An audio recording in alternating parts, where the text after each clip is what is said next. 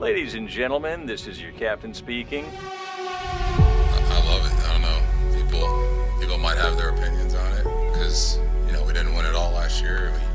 We fell short in the division series, but you get to add G. Cole, down the road a little bit with some other guys. I like our chances. And now Bellinger annihilates that to right. Good ball. Joking to left field. There it goes. And the people, and Chisholm rocks that to right. That's swings and hits it hard to right. Been a lot of experience here in the postseason. We're going to finish it out.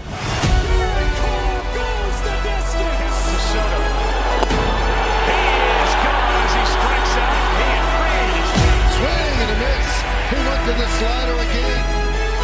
A dirty dozen for Strike three, that'll do it.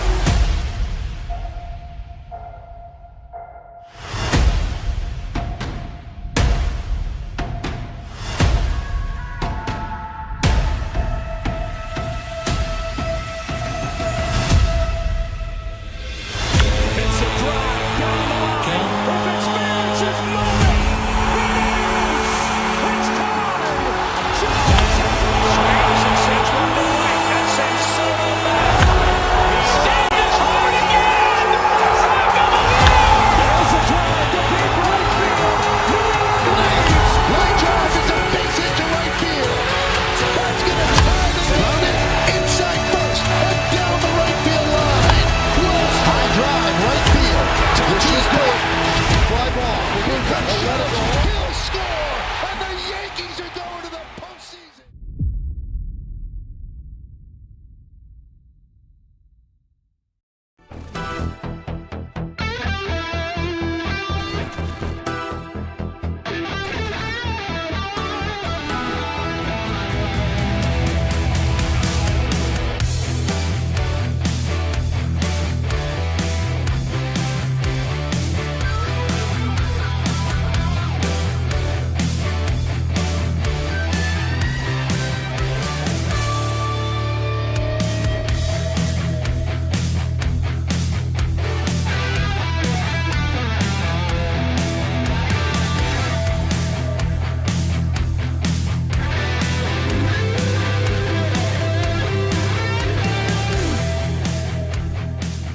Oh, baby, man, what a way to start this show. My goodness. Let me do a quick little shout out real quick to our friends at the Bronx Talks who made that intro for the Yankees 2026 hype video. And man, oh man, did they absolutely kill that. Phenomenal. I got goosebumps. The end of it, Phenomenal. I literally got goosebumps. I got goosebumps. I'm so Kev, hard what's right up? now. I'm super hard. I'm This I'm guy excited. is It sick. came out wrong. I'm sorry. It's the two languages. I'm excited.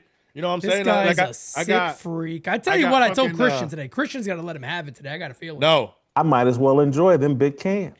You know what I'm saying? But listen, phenomenal job, the guys at Bronx Talks. That shit is phenomenal. I got goosebumps. I'm always excited for the beginning of the season. These hype videos always get us hype. And I love the what did they say at the end? I can't believe I love it. I forgot. Run it back. Finish the job. Perfect. Kev, how many monster drinks or whatever did you have before? I've only had 3. Yo, Christian, please, today, brother. Just let him have it today, will you? First of all, Pete, that intro video was fantastic, man. Like I'm ready to run through a goddamn wall right now. I am too. For booty. Run it I'll back. go for booty. Run it back 26, baby. Yeah. Who's not pumped up here? For booty. And then stop for Booney. the music that you played for the Knights of the Roundtable It's video, like man. old school WWE, WWF Bro, stuff, I right? feel Back like, in the day. Sylvester Stallone's about to go arm wrestle some truckers right now, bro. Oh, That's- shit. Bet your ass. You bet your ass. So, guys, just so everybody is aware, this is actually a little bit of a historic Nights at the Round Table. This is the last one. We'll be solely talking about the New York Yankees. After that show will transition to an 80s show. To an 80s show. We're going to talk about Jose Canseco and Mark McGuire for the A's coming up. And for quite some cocaine! time. And cocaine is what it's going to be talking about. But that'll be a full MLB show going forward. We kind of cover everything Major League Baseball related. But ladies and gentlemen, yes, indeed, now is the time. The New York Yankees, you guys know the history, right? We have not won a World Series since 2009. Like the thumbnail says, basically the time is now. Like Aaron Judge needs this. We know this. We got Garrett Cole on the way back. And let's I mean, I guess we know what the roster basically is already. We'll kind of go piece by piece and go from there and have a little debates back and forth. Chat, what's up? As you guys know, super chats, we got you. Once there's a super chat on there, I give you my word, it will be read. Well, there's a member chat right there, but yes, same thing. It's going to be read. It's going to be right on the screen for you. My brother, what's up, fam? That's that NYU 2022 logo, so fire. Yep, the one right here on the side of my head. Francis Lee did an unbelievable job with that. And by the way, guys, Francis is okay. I know I got some people already saying, where's Francis at? He was supposed to be on this show. He had some situations that he had to take care of at home, but he is fine. He's fine. His family's fine. Everything's good. Just couldn't make the show today, and that's fine. But where do we start, fellas? What do you guys want to start with? You tell me, and we'll go from there. Do you want to start with the potential opening day lineup? Do we start with starting pitching? Do we talk about the pen? Do we talk about the bench? What do you want to do? I want to talk about grandmothers since Francis is not here. I'll take care of you tonight, ladies. No, you want to talk This about friggin' grandfathers, guy. bro. This guy. Wherever you guys want. There's a lot to talk about. What's the hot topic? I mean, I guess Everything. Garrett Cole pitched today again. Looked good again. Only gave up a home run to Breggy. I don't know. Whatever you guys want. Really, Let's start. Want to start with pitching? yeah, why not? Let's do that. The rotation is matter of fact, yes, because I want to talk about Louis Hill. I want to pick everybody's brain on this, see where everybody's at. But this is indeed the rotation, ladies and gentlemen, to start the year. Everybody calm down. This is the just start the year. I know everybody's kind of bugging out. Max, it's a 4-man rotation for the jump. You got Max Fried, Cam Schlittler, Will Warren, and Ryan Weathers. It has been confirmed that, yes, Cade Winquist makes the team in the bullpen. Louis Hill, ladies and gentlemen, former Rookie of the Year, Louis Hill is in the minor leagues. He has been sent down to AAA. And look, Kev, Christian, I don't know about you guys, but when I look at this rotation, it's very, very hard for me to talk about what the team is coming out the gate, because when you have on the mend Garrett Cole and Carlos Rodon on their way coming back, we don't really know what this rotation is going to be. I think the one thing we do know is there's a lot of depth there. We know that. But starting the year to decide to go with 4 guys, they have, it seems like almost every Thursday off to begin April. And then from there, it was basically, to me, a decision of, do we go Will Warren or do we go Louis Hill? I think Ryan Weathers was making it no matter what. He had a good outing. I think he actually pitched. Did he pitch today? Cole, unless he followed Cole, I don't know. I think only he saw that might Cole have pitched. come in today and pitched. I got a message about there, right there in the comments. Weathers pitched pretty well today. How do you guys feel about that? Louis Hill in AAA, do you think it was the right move? Let's go with Christian first. Do I think it was the right move? I think it was the only move the Yankees could make, because if you look at Brian Cashman's ego, first of all, that's a factor in all this, because what's the one quote major thing the Yankees did this offseason was bringing in Ryan Weathers. Yep. Obviously, we're not talking about Cody Bellinger or Trent Grisham. That's run it back, baby. So that's the only thing they did different to this roster, really, except if you're going to nitpick bullpen pieces, was they brought in Ryan Weathers. So for Brian Cashman's purely ego standpoint, he's making the rotation. And plus, like Boone said, and I hate to agree with Aaron Boone. He said that stuff and health are there, and that's all they were looking at. So, okay, you don't like the near 11 ERA, but if stuff and health are there, that's fine, especially since we all know that the Yankees said they were going to work on a few different things with Weathers in spring training. I thought they said something about the shape of his fastball, some of his off-speed pitches. So, again, what are you really taking out of spring training stats if they were working on things with him? Will Warren had a tremendous spring. His ERA was sub-2. They also got him throwing off the third base side of the rubber in spring. It's an adjustment that he's made. And I'm a big Will Warren guy. Again, it's not a guy that I think is a top of the rotation starter, but 4 or 5, you could do a lot worse than Will Warren. And if you take out those handful of starts against the Dodgers is one that comes to mind. Will Warren had a really, really good year last year, so he deserves a spot here. And he's built up because he threw, 30. What did he make? 30 starts last year. So obviously Max Fried is the bell cow of this rotation. He's the horse. He's the ace right now. He's obviously there. And Cam Schlittler, I mean, could you imagine a world on social media where the notification came across Yankees sent Cam Schlitter down to AAA. Yeah, there's no way. There's no way. And obviously, after the way he pitched last year, and especially his postseason, where he had an historic start against Boston, and you know what? He was damn good against the Toronto Blue Jays. He battled his ass off He in did. that game. He did. And he gave the Yeah. Yankees, that was a really, really good start for him, Mm-hmm. where he maybe not had his best stuff in a team that grinded him. Because if you remember that start that he had in what was it, in August against Toronto? It made him Yeah. throw like 60 pitches in an inning and a third, and then he came back in We the were at that postseason. game. We were at that game. Me And and, then he came- me and Francis actually were at that game. And then he came back in the postseason and what was it, 6 1/3? He gave up 2 earned runs. He's not the reason why the Yankees lost that game. I'll take Right. 6 1/3, 2 earned from my starter every time in the postseason. So yeah, obviously Cam Schlitter had to make the rotation. So it was really, if you look at it because of options, maybe Weathers, probably Heel, and you know if if Brian Cashman's a tiebreaker on this, obviously it's going to be the guy that he just traded for over a guy that has not proven to be healthy, really. And I'm Yep. sorry to say it about Luis Heel, but that's kind of where I'm at with that. So I think this was probably the only call the Yankees could have made. And, you know, we can talk about this in a few minutes if you guys want to go down this road. It could also be very hard for Luis Heel to get back to this club this year. Potentially, Kev. The last part, you're right in a sense, because of obviously the guys that we're getting back is going to be Rodon and Cole. So I mean, it's going to be up to Weathers and Warren if they're continuing to pitch the way they've pitched through at least through spring training for Warren. I think Weathers is working on something, and they're very focused on that. But it's going to be interesting to see. Weathers has had injury problems in the past. Let's be honest. A lot. So again, as much as I would love to see Luis Hill up here, I don't hate that the Yankees have depth. Yankee fans need to. I think it's time to calm down a little bit and remember. Listen, it's a good thing that the Yankees have depth. If anybody falls, Luis Hill and Elmer. I think Elmer looks great too. So those two guys are knocking, right? And Luis Hill's been there, done that.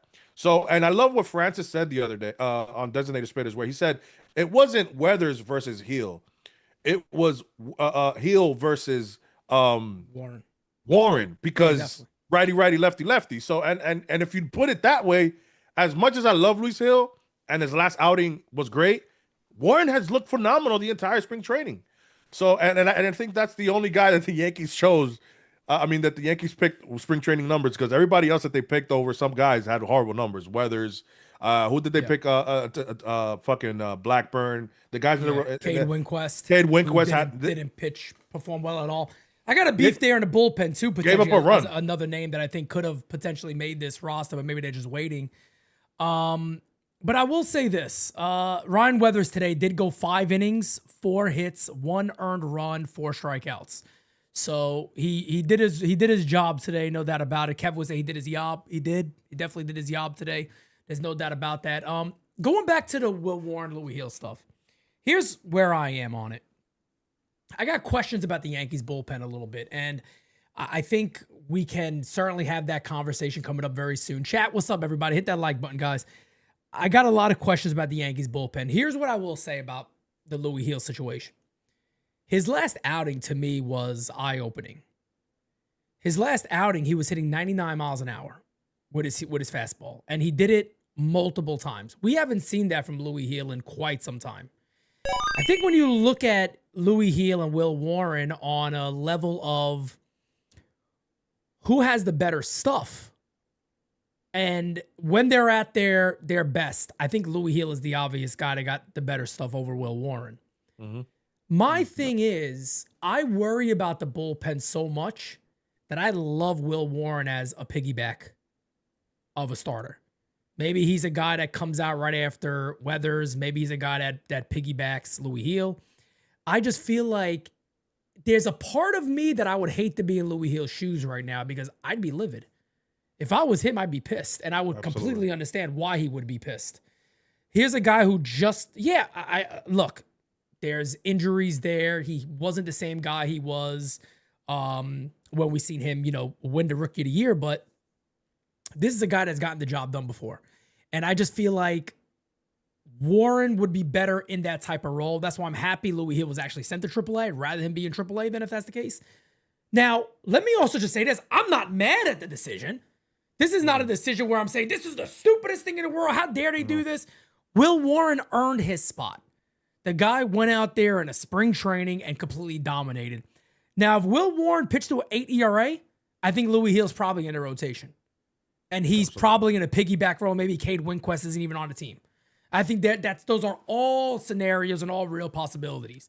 But I'm also the person that likes to say, I like to reward good play. Well, Will Warren performed. And that's all there is to it. Now, I'm just sticking up for Louis Hill because you know why? I feel like there's a lot of people out there just bashing him and beating him up. I feel like Louis Hill's a guy that a lot of people kind of, even for last year, just kind of forgot who he was. And if his last outing has anything to do with it, it looks like he found something. They said he worked on a couple of things and tweaked some things up. Well, the guy was, missing bats, striking guys out, fastball, the high 90s, and a great slider. The kind of the guy who we knew before. So it's good to have that in the chamber. We know he's there. But let's talk about the overall Yankee rotation. Forget coming out the year because, again, guys, I'll pop it on the screen again. This is what it looks like coming out the year. Fried, Schlittler, Warren, Weathers. But the one thing about this New York Yankee team, when you talk about 2026, we're done with spring training. Knock on wood. We kind of know where every starter is. So let me say this, right? Where I am right now. For the New York Yankees, their biggest strength is their rotation. Does anybody disagree with that? Overall, Overall, what's the team's biggest is starting pitching their biggest strength of this club right now? I would say it's either that or 99. Okay, he covers. Of course, Judge he's a nuclear bomb. He covers so much. He will cover so many deficiencies of that offense. But yes, if you look at it, the unit as a whole, I agree that it is a starting rotation. So you got, Garrett Cole, who made it through another outing today. They're saying June 1st, what they're looking at. Carlos Rodon is expected back. There'll be decisions that have to be made. But Kev even brought up earlier, Carlos Legrande is somebody that everybody's interested in. Everybody's intrigued by what this kid could become. Everybody likes what Elmer Rodriguez could be. This is probably the best depth for the New York Yankees in the rotation that I could remember in a very, very long time. And that does mean a lot. Kev, go ahead. No, I was going to say in a very long time. And as much as some of us want to see this guy up here, this guy, the other thing, it's that the Yankees, listen, last year we saw it where our bullpen had to come in heavy a lot and they were gassed by June. So having Luis Hill just throw live BPs and be fresh and then having him ready around April, I believe it's April 10th is when they said they might need a 5-man rotation. Right. Yep. So having that, I think April 11th was the first day they need a fifth starter. Having that availability with Luis Hill, and we don't know when Rodon is really going to come back, because the Yankees say one thing and another day they say something else. It's huge. I mean, having Luis Hill back in the back. Listen, if one of those guys don't work out, Cade Winquist, I think the Yankees wanted to see what Cade Winquist has. Paul Blackburn, is it true that Paul Blackburn turned the corner, as they say? I think that's why the Yankees are going to use these 2 weeks for. And listen, man, it's good to have depth. Another thing with Jason, it's good to have depth. Anybody goes down, Jason is ready to hit, and it is what it is. It's fine. Listen, as much as I think that he should be over Grichuk, which, it is what it is, the Yankees have depth. And to your point, Pete, this is the best the rotation has looked as stacked in depth and in talent in a long time, guys. We have Garrett Cole, Max Fried, Cam Schlittler. Are you kidding me? Oh, God. Don't get me started. Too many Red Bulls today. Nasty. You got a lot of them, brother. You might have to call for emergency during his chat here. Steve says, hi, guys. Good to see the team together. Let's go, baby. Diego, my brother, says, Yanks have the strongest starting rotation in Major League Baseball. That might be a stretch, but if anybody want to debate that, we'll see. But Christian, I want to get your take on the overall starting pitching. It's very deep, but there's also a lot of question marks with it. I love Max Fried. We saw the blister situation pop up last year. And I'm not somebody that's going to come out here and say, oh, he can't pitch in the postseason, because he did. I mean, do we forget what happened in Game 1 against Boston? It wasn't his fault they lost. It was a team that dominated left-handed pitching, okay? And it happened. It sucked. It happened. But I'm not writing the book on Max season as a postseason pitcher for the New York Yankees off of that one start. But also, you have that question mark right there. Can Max Fried get through a season without having that blister situation pop up? You have Cam Schlittler, who is going to probably hit an innings limit or a wall at some point because he hasn't done it yet. You have Luis Heel in the minor leagues, but will probably, you would think at some point he could be back. Yeah, you would think he would be. Okay, but he doesn't stay healthy. Okay, that's a question mark right there. Carlos Rodon is coming off of an injury. How's that going to affect him?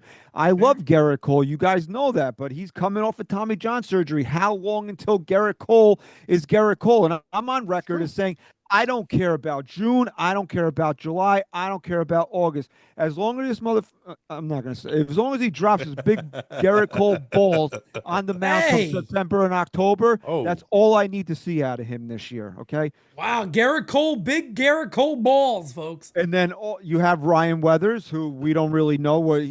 I love the guy, but I'm a big Ryan Weathers guy. What he threw 30 innings last year? Yeah, he doesn't pitch. That's the thing. The guy got the stuff. He just doesn't pitch. I mean, we'll see what Can't happens. stay on the field. He's another Clark. You know who the least question marks are around in the starting rotation is? It's Will Warren. Yeah, I mean, not wrong. I mean, it's kind of that is actually. He made. Pretty I damn looked it true. up while you guys were talking. 33 starts last year through 162 innings. So that means he could probably give the Yankees at least 180, 190 this year if they really wanted to. He made the full allotment of starts, so they really wanted to push him this year. If he's pitching well, it goes 6-7 almost every time.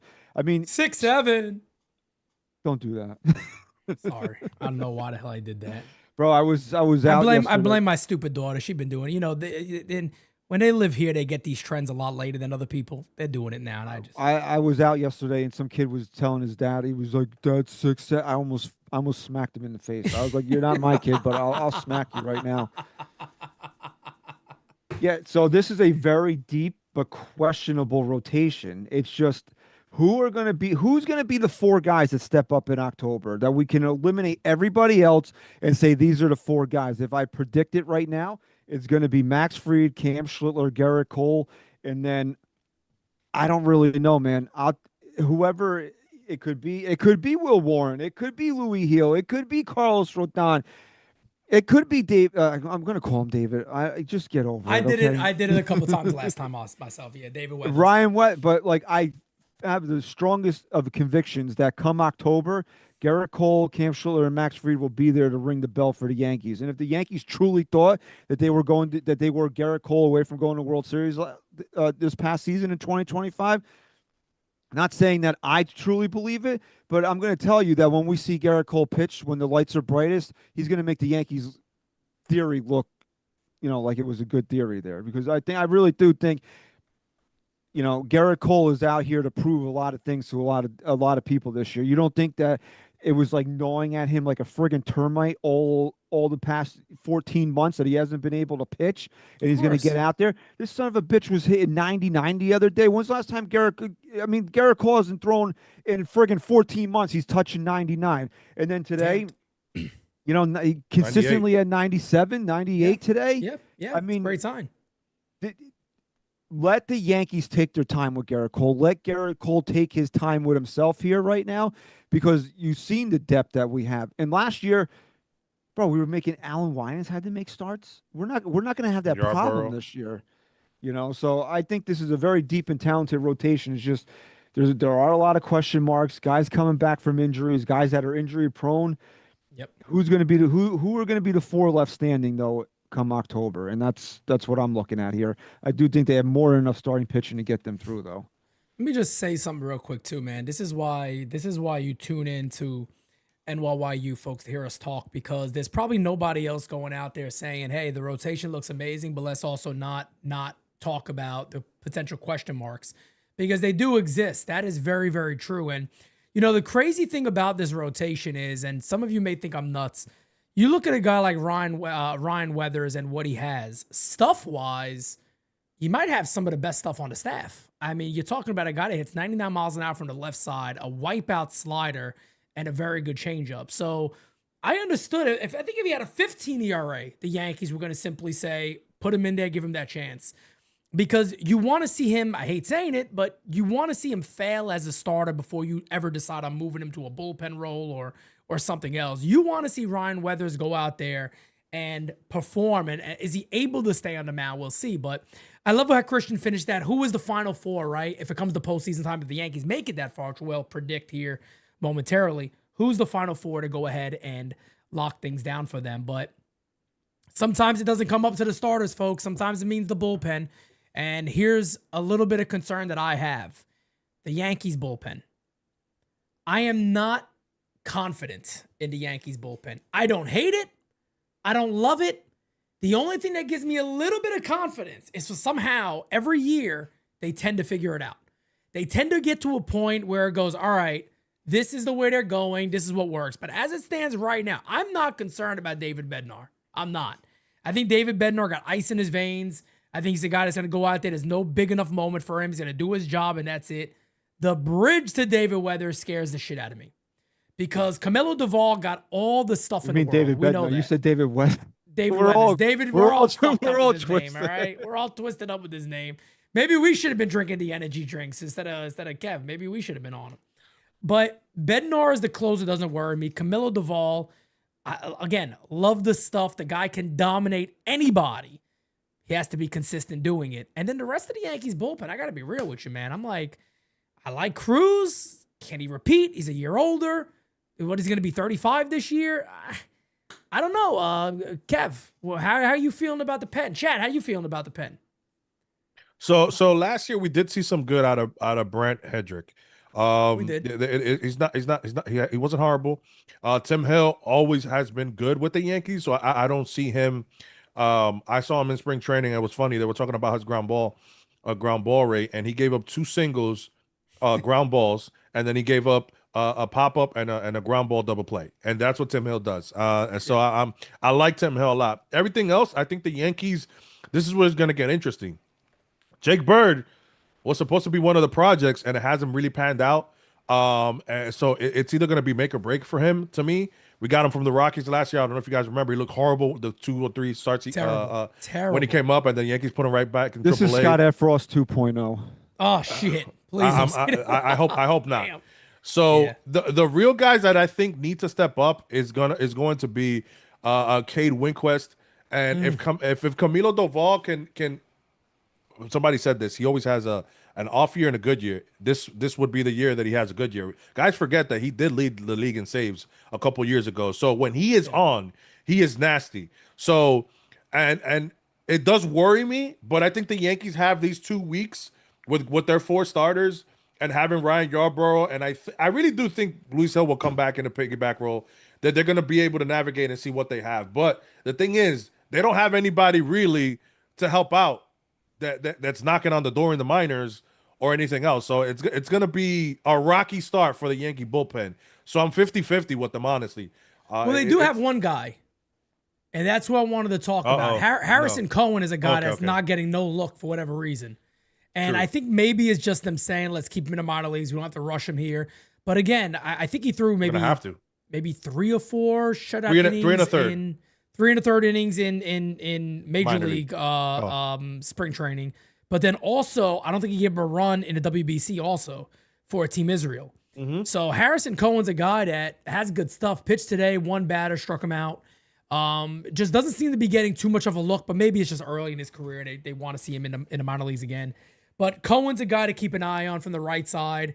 I agree with Brent Hedrick's a guy I liked last year. I think the velo has gone up since he left being a starter and he stays in the bullpen. He was throwing 95 a couple of times. That's obviously good. Big slider. The lefty sides I'm okay with. Again, the bridge will work itself out eventually. Before I get to you, Christian, let me just run something out here really quickly, right? Think about this. Go with me on a journey real quick, everybody. I did this on DS. I'll do it again. Listen to this journey here. Starting rotation is fine. We're getting closer. We're right before the deadline. August is hitting. We're right before the deadline. Things are looking up for the Yankees. Everybody's been healthy. It's been amazing, right? The Yankees are saying the bullpen's still a bit of a problem. We can't figure out this bullpen. Well, the Yankees then end up saying, we're going to call up Carlos Legrande. Ande el diablo. He's going to be in the bullpen for us. He's going to be throwing 100 miles an hour out of the pen. He started. We don't need him in a starting role right now. The starters are fine. We got it set. We'll let him finish the year in the bullpen for the Yankees. Think about this guy coming out in the 8th inning, the 7th inning, the 5th inning in a big spot and just rearing back and throwing 103 miles an hour. That is a weapon that not many teams can even consider, and the Yankees have that. I just wanted to throw that out there because I think it's a real possibility this year. Christian, go ahead. No, I'm with you 100%. When I was going to go through this here, I was going to say that he's going to be in this bullpen this year at some point. I firmly believe that the Yankees are going to see that down there, realizing like, oh, he's coming up on whatever. We don't want him to go past this. What's more valuable, him throwing those last 20 innings in our bullpen and into the postseason, Exactly. or to dick around in AAA or whatever it is that he's going to do. He's like you said, bro. He's a weapon that not a lot of people have. The one Mason Miller is it the guy that comes out and throws 103? I mean, yeah. But some dingleberry wrote something today that the Yankees crushed his confidence because he got his brains beat in the other time. I'm like, come on, bro. Please. People just be out here saying anything at this point. But Isn't that good though? Like, don't you want him to have that moment? yeah, I mean, Isn't it part of his progression? a spring training game against the Cubs is going to crush his confidence, then I mean, if that's the case, then we should just get rid of him now. Unbelievable. But yeah, if we're looking at how we're gonna, what the biggest issues with this team are, it's absolutely to me, it's absolutely the bullpen. But like you said, Pete, it's just one of those things that we hate Brian Cashman, but he always manages to get through the season with a good bullpen somehow. It does. It's just something he always busts his balls about the dumpster diving, but it always seems to work out for him, especially since they've had Matt Blake here. But it's like you said, that bridge is a friggin' shaky bridge going up to David Bednar. The thing with David Bednar is I got so much confidence in this guy. I love the acquisition last year. I mean, I was on vacation when it happened, so I didn't get really a chance to talk about it, but I remember telling somebody that was a Yankee fan down there, was like, this is such the Yankee thing to do. It's like the most obvious thing to them to go and make a trade with the Pirates for their closer, but it worked. And it's like, you looked at a guy last year, and Devin Williams, I was afraid of his own friggin' shadow. Yep. And then David Bednar takes the mound where, like, there's no moment too big for him. That's the one thing about David Bednar is that if he's going to fail, it's because he didn't have his best stuff that day, or, you know, baseball and shit happens. It's not going to be because he was afraid of the moment or the moment was too big for him. He, like I said multiple times now, this guy will give you agita. He's going to make you sweat and have a panic attack. He's going to put guys on. He's going to make you want to pull your hair out. But that just makes him like go into turbo mode. Like start dropping off. Man. Oh my God. We saw in the WBC, man. And like I don't know if this is a crazy thought or not, but this might be the best closer we've had here in the past 10 years. Like, honestly, if you take a, you know, because people are going to say Roldis Chapman. Roldis Chapman was just, I don't know, man. Like, people like to hang their hat on Brian Cashman traded Roldis Chapman for Gleyber Torres and they got a Roldis Chapman back. Who the fuck cares? What did that ever do for the Yankees? Chapman wasn't bad. I think he gets a bad rap, but I get what you're saying. The one thing that I can tell you about David Bednar is that he's not going to be off the postseason roster for giving himself a tattoo in the clubhouse. There's more to that story, but go ahead and tell me. No, I don't want to talk about that right now. Oh, you don't want to talk about it? It's a little sensitive topic. because he's not here anymore. There's more to talk about that. That's Cashman being Cashman. Cashman had told him before the season, even like mid-season, that if he's not 2016 Aroldis Chapman, he was going to be off the postseason roster. People don't see that either. He was ready, and then the Yankees knew he was in Miami, and they still made a fuss out of it. You guys know that when Brian Cashman doesn't like somebody, he's going to show it. You guys forget that that's when we got Clay Holmes. He does it when he likes people too. And Clay Holmes was the shiny new toy for Cashman. So I think he gets a bad rap. His postseason numbers actually were better than people think, but he gave up 2 key home runs, which everybody's salty with, and he smiled. So I get it. But David Bednar is phenomenal, and I don't disagree with you. On his leg? Did that not happen, Kevin? Yeah, but he was ready to go. He was pitching in August already. So, and he's done it before, and it never happened. Shit happens, like people say. Yeah, shit happens. Hey, I'm our manager had the third base job and fucking broke his Achilles playing basketball. Think about that. Yeah, but you know what? You know how I wouldn't get an infection on my leg? I'm not sitting there carving a tattoo into my leg with a bic and a paper clip. You know, he was doing that. I don't know if he was doing that, but yeah. But listen, That's I wanted to bring up. shit. We're talking about Carlos, right? This is the reason why I don't want, like, as much as yes, you think about it, it'll be insane to have that finally in the bullpen. But if it ain't broke, don't fix it. The kid is already working. His walk rate, everything is his trajectory is getting better as a starter. To now flip him over to a reliever. Now, I think it's a conversation that you have to obviously have. I don't think he would say no, obviously, because his role to the bigs is faster through the bullpen. So if you want to pitch in the big leagues, kid, this is your shot to be up here now. We're not saying you're not going to be a starter. It's just that we need you as a reliever right now. So I see the light in that. But we also have a guy that Yankees Farm has videos of him. Giovanni Cruz, the Yankees picked up as just to pick up on the side. That kid throws 101. He did throw 4 or 5 innings and look great. So that's another guy that the Yankees have in the back. He throws 100, 101, nasty slider, changeup. So again, it's the Yankees have a couple of guys now, and this guy is a reliever, by the way. So I'm not comfortable doing that. I'm sorry if this comes That's off crazy to me. I'm sorry if this comes off incredibly short-sighted, and I really don't care at this point. The Yankees have not won a world championship in 2009. Facts. And Facts. Carlos Agrange going into the bullpen gets them even a step closer to doing it. Screw his development. I want that kid in the bullpen for the stretch running into the postseason. I'm sorry.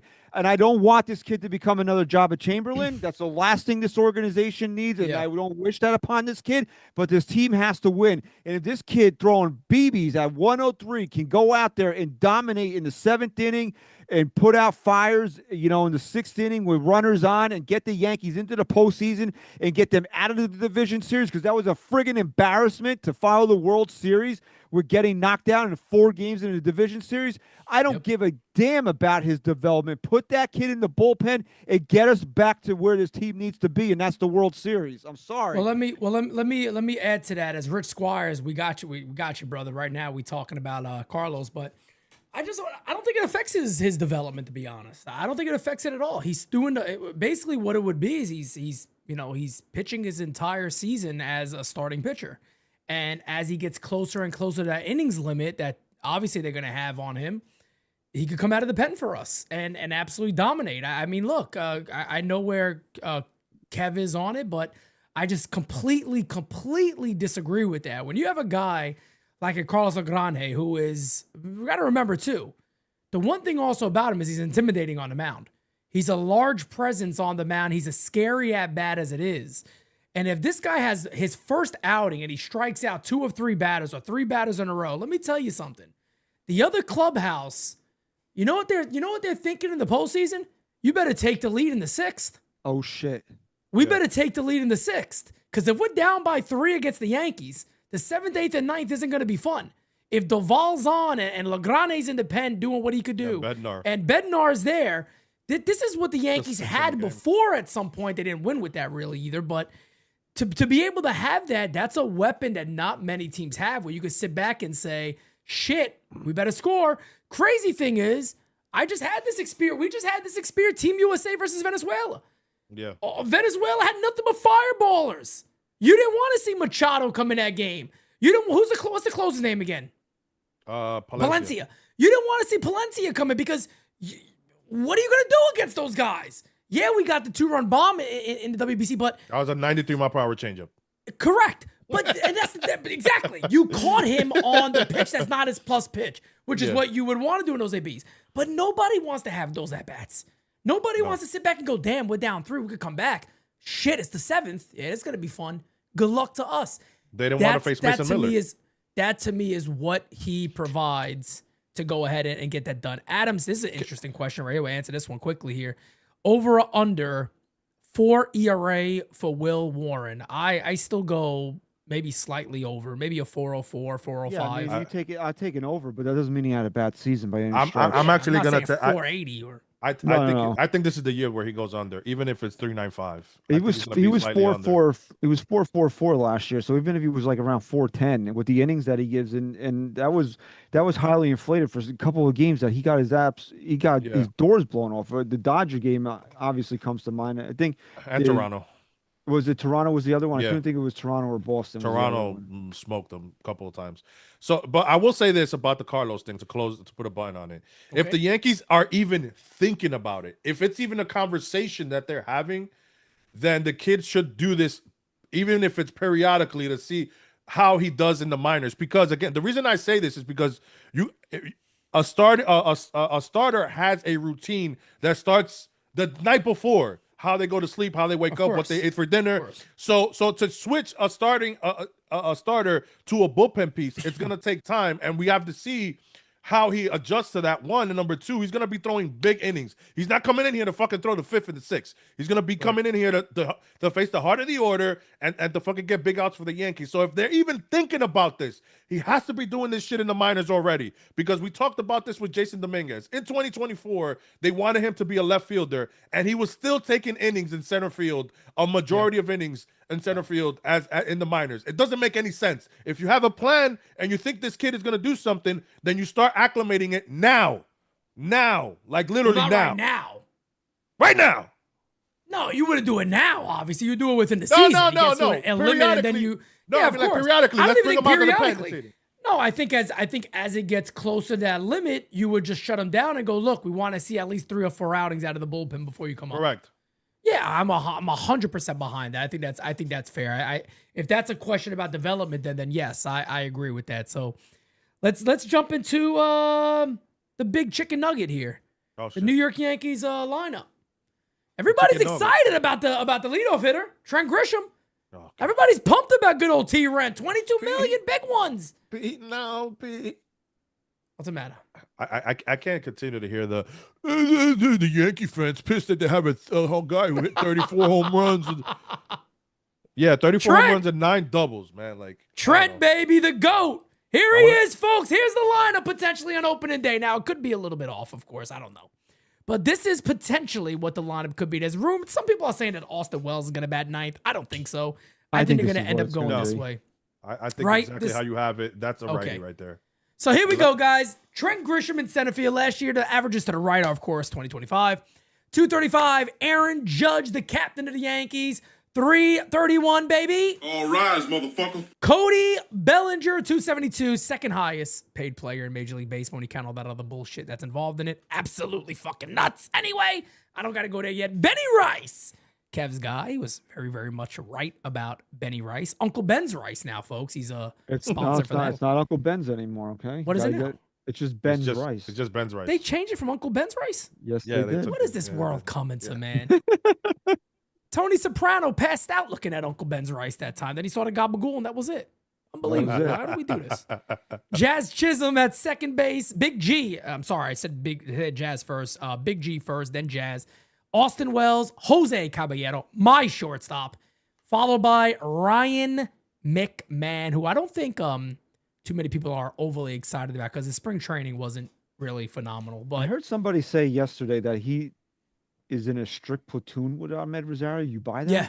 Yes. No. Definitely. 100%. I believe so, man. I think so. Definitely. The splits are he doesn't hit lefties. So and you know why too? I think they got too many lefties in the lineup. They got to be a strict split somewhere. It might have been, was it K or one of those guys? It might have been something completely different. They said the only way that it would not be a strict platoon is if Max Fried was on the mound and the Yankees would choose McMahon's defense. Makes sense. That makes sense. Ground ball pitcher. I see it. So how we feeling? I mean, really, how we feeling? Let me. We had a poll in there. How do you feel about the bullpen? Everybody's 77%. I get it. Don't really know. I'm gonna throw it in there, guys, right now. I'll let Kev start on this one. Kev, come on, man. Tell me, are you confident? How you feeling about this 1 through 9 for the Yankees? Is it ass? Is it all right? Listen, as much as I want to see J-Dom leading off for the Yankees, it's not happening. I mean, but we got to be honest for a little bit as well. Listen, Trent Grisham did have a great year. A lot of us think that he's gonna. He did. Do you know what the word "great" means? But to him, great is a bit of a okay for him. Fine. for him, it is. If I'll you look buy at the that. back, if you look at the back of the baseball card, that guy sucks. It's like being a No, great season. yeah. It's a great season for him, no? A great season for Trent Grisham is like being the tallest dwarf at the circus. You're still coming up short. Oh shit.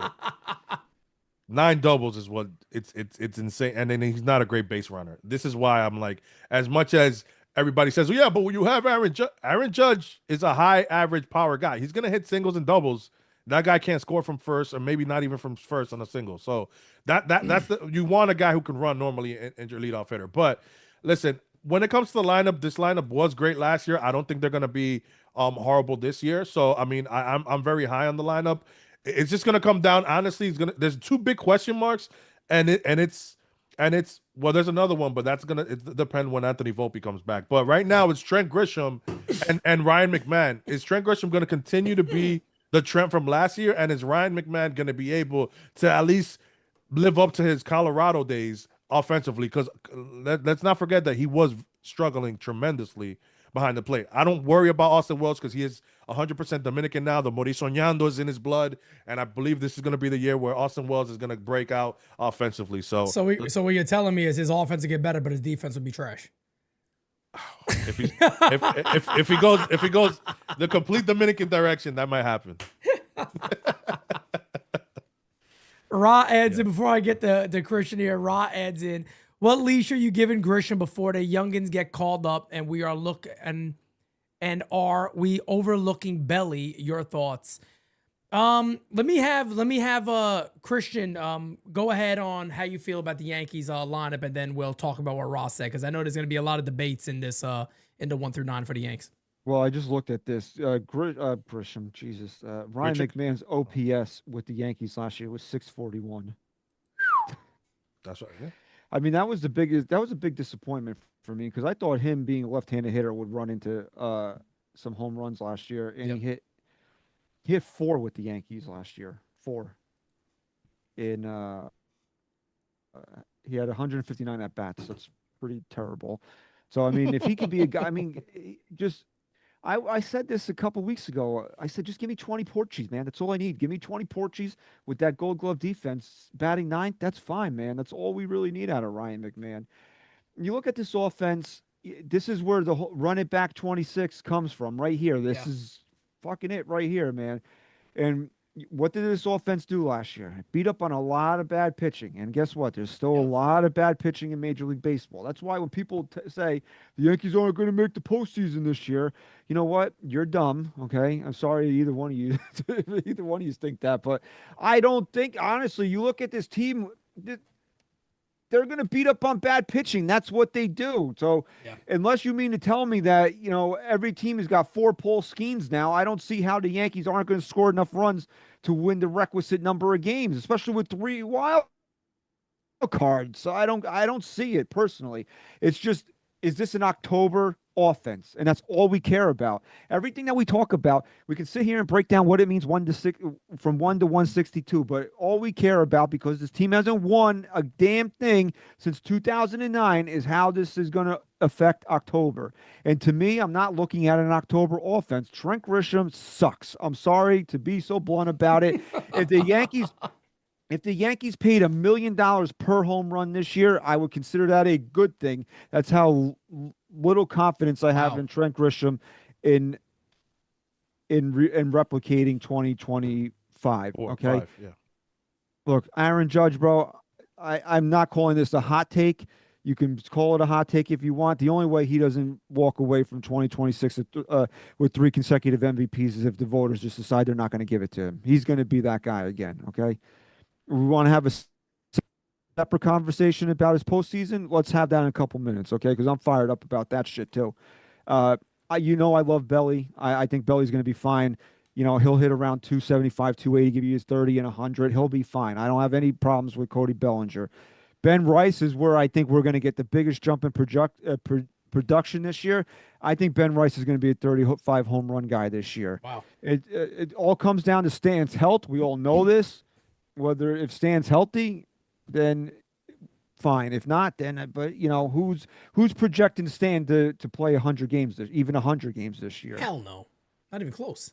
My biggest problem, I mean, let's just speed run this. I think Wells will have a little uptick in production. I think he'll be fine. I said what I said about McMahon.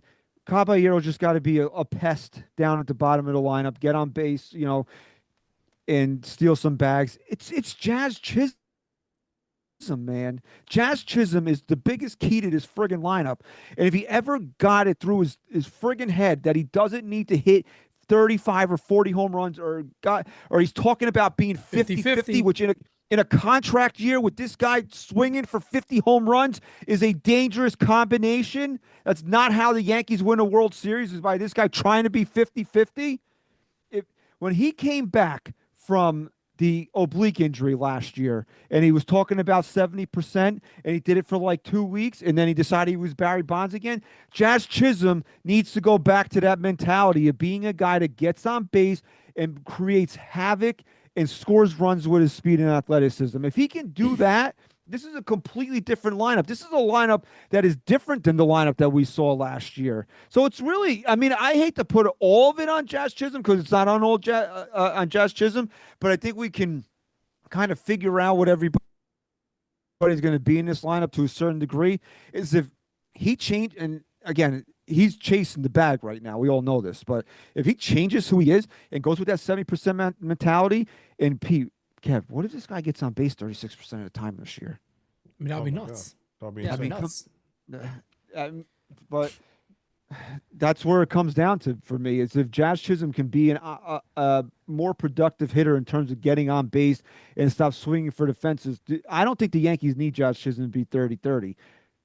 The Yankees, to me, are better with him being 20-45 or 20-50. Yeah, no, it definitely helps because look, again, you gotta. The craziest thing, and it's sad that this offseason sucked.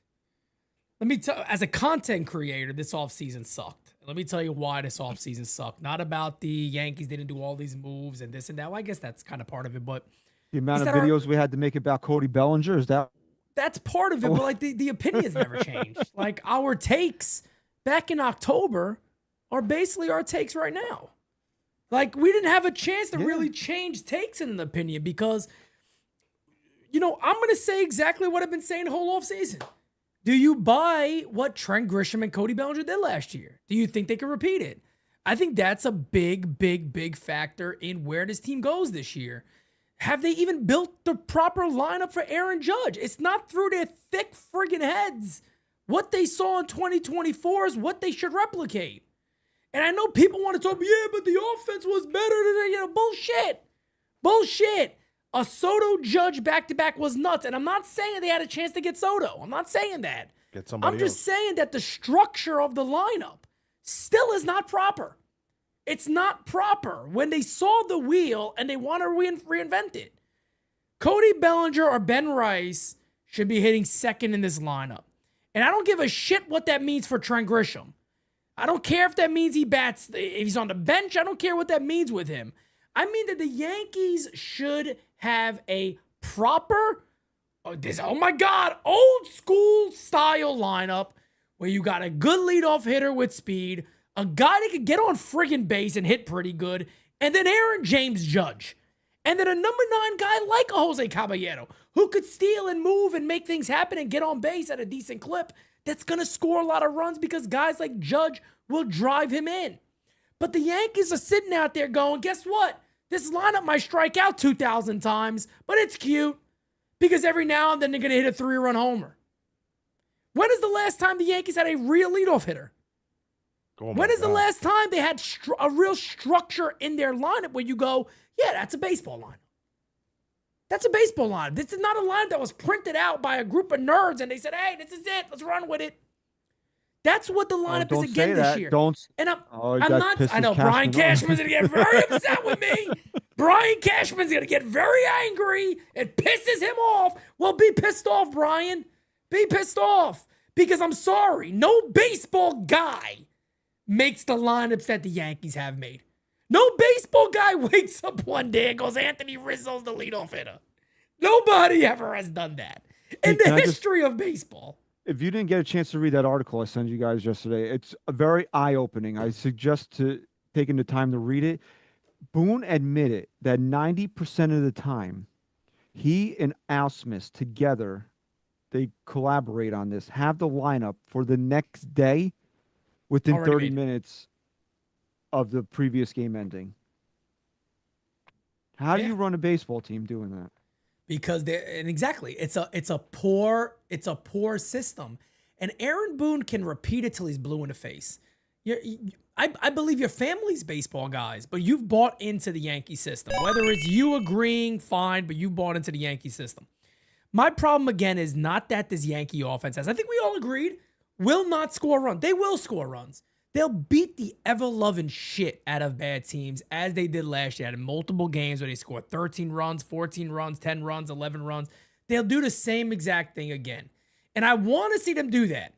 My thing is, I just feel like they have not learned from what they saw in 2024. Hell, they haven't learned regarding the opponent that defeated them. A team that could put the ball in play with the best of them.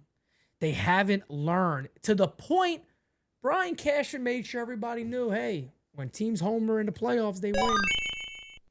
Cute, Brian, but most teams don't strike out, in 5 times a game when there's first and third or 1 out, or second and third, no outs.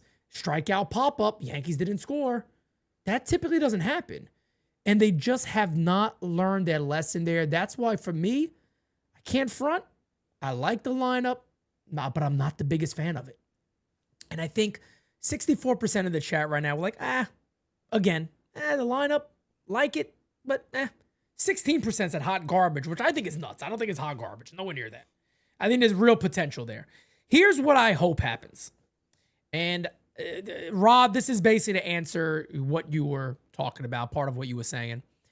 I don't wish no harm regarding injuries or anything like that on any player. So I'm not even going to mention an outfielder, right? I don't want to talk about any outfielder because who knows, God forbid in a long season, players could get injured and this and that. Or just poor production and you got to make a change. I hope this is the year Jason Dominguez, man. And you don't want to know, it has nothing to do with the way he was treated. Whatever. We're past this at this point. It's what the Yankees need. It's what the Yankees need. Can you imagine if Dominguez breaks out? And everybody goes, oh, shit, this is the real guy. This is what we've been waiting for. And he's batting leadoff. And he's hitting from both sides of the plate. And the speed is there. The power is there. Everything, the eye is there. That, my friends, is what can propel the Yankees to being one of the best lineups in baseball for real. Because then what could you do? You can then say the lineup could be Dominguez, Rice, Judge, Dominguez, Bellinger, Judge, Rice, G. Now that has the potential to be a World Series caliber lineup, but we got to see it also from Jason. It can't be us just hoping. He got to go out there and perform. He did in spring training. There's no doubt about that. He was phenomenal in spring training. Yes, the defense, he had some problems. We know that, and that's always going to be a thing until maybe he works this out at some point in his career and he gets used to it. But the emergence of a Jason Dominguez, to me, is key to the Yankees offense this year.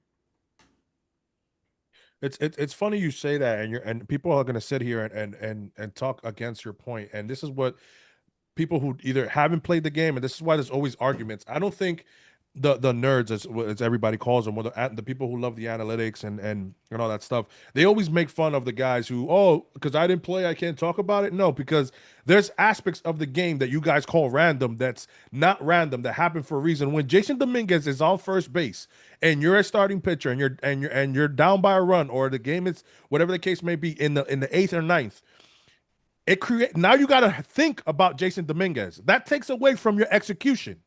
That's what people don't understand. Look at the WBC. Look at the error by Keller and the error by Alvarado. The reason why they rushed their throw was because of the runner. These things create havoc on the bases that takes away from your execution. At the end of the day, these are humans playing the game. It's not a computer. And this is what you guys fail to understand. This is why sometimes if it ain't broke, don't fucking fix it. Toronto Blue Jays went all the way and almost were half an inch from winning the World Series against one of the greatest teams by having George Springer, Darshow, and Vladdy play, their best hitter Vladdy batting third. So as much as Aaron Judge is gonna get an extra 50 at bats or 70 at bats, please. who the fuck gives a shit, man? Please. Like this is, And I get more at bats than most everybody else because the Yankees hit. exactly. He'll still get more at bats than most everybody else because the Yankees get on base. And this is why I argue against Trent Grisham being the leadoff, because yeah, he's gonna get on base because he has a good eye, but he can't run for shit. He's not gonna steal bases. So the pitcher doesn't give a shit about what Trent Grisham is doing over there. So it's completely different. And man, it's a lost art about, even like some guys were like talking about bunting down the line. As fun as it may sound, yeah, but pitchers can't fucking field the position. It's not lost art. A lot of guys end up doing shit like that, and they call it BABIP and they were unlucky. No, it's baseball, and baseball is gonna baseball. And either you want to be the guy with the lineup the way constructed, where it's gonna benefit you when it happens, or you want to be the other guy that's not. So as much as you guys want to make fun of the people who talk about baseball, about traditional leadoff hitters or whatever the case may be, the shit works. We literally saw it in the WBC, which you can argue, yes, it's a short tournament. Well, you play high level baseball in October, but you play series, so it's still those emotions and those errors and the mindset of the players still go through the postseason as well. And this is what we talk about as Yankee fans. We're talking about the postseason. We're not talking about 162. We understand that Brian Cashman can get you there, man. We're talking about fucking the postseason, man. I don't know how hard that the Yankee fans that argue this point don't understand yet that we want to see this fucking team win. It's not only about 162. Damn right. Because you got to understand something right now, that a lot of people that we are probably encountering on social media don't really know what it's like for the Yankees to actually win. So they're okay with 94 wins back to back. They're okay with going to the postseason every year. They've been brought up in this era where going to the postseason every year is the victory in of itself. That's right. Where I was 13 years old when Derek Jeter was a rookie. I only really know greatness coming up in my formative years when I was in high school and playing baseball competitively, that the Yankees were winning world championships every year, and that it was a disappointment in 2002. You know, you're coming off of 4 straight World Series, they get knocked down in the division series. What the fuck is that all about? You know? Yeah. So these people, you can tell somebody's age by the way that they speak to you in regards to baseball. I don't give a shit about what expected was supposed to happen. Did he get a hit or not? And yeah, exit velocity is a great tool. I love looking at exit velocity, but a lot of the times just poking the ball through a hole, a 77-mile-an-hour dribbler where nobody's standing works. Right. And the Yankees don't have guys that think that way. You want me to give a name that I'm telling you now the Yankees should be looking out, man? And it's Junior Caminero. What he did, that just poking that again, I think it was against Korea. The Dominican lineup just hit all over the place because they were just throwing garbage. He poked an outside slider on the other side, almost of the box. He as a double. So that's a guy again who can hit for power, exit velo, as you guys love it, and then do that. That's what Christian is talking about. A guy that's not gonna always look for the big home run. They're gonna pass the baton, and if a pitcher is pitching outside, and that's what he's gonna be, he's gonna take that ball the other way and pass the baton because that's how you got to do it. You know why, Aaron? Go ahead. Sorry. I was told that superstars shouldn't walk in past the baton in situations like that. Oh my God! Do you know why Aaron Judge is the best hitter in the entire universe? Okay, because he's learned how to do exactly that thing and take what the pitcher's giving him. Okay, yeah, I can pull this 450, or you know what? I see that hole between first and second. I can get on base too, and I can be valuable that way by getting on base. And he does try. And you know what?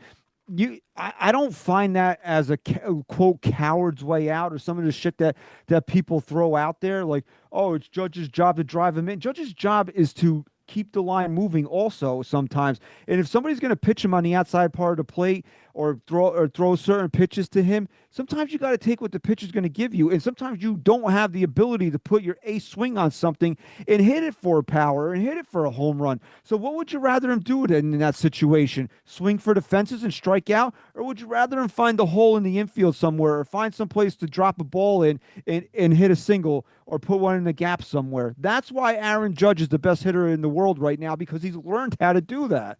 And the Yankees need more guys that have that mentality up there. And I'll tell you what, as much as I love Cody Bellinger, that's what fucking pissed me off so much about him last year, is he had that mentality literally the whole entire season. And then when the games got brighter and the tension got tighter, he started swinging for the fences every single at bat. And I'm like, this is not the guy that we saw for 6 months.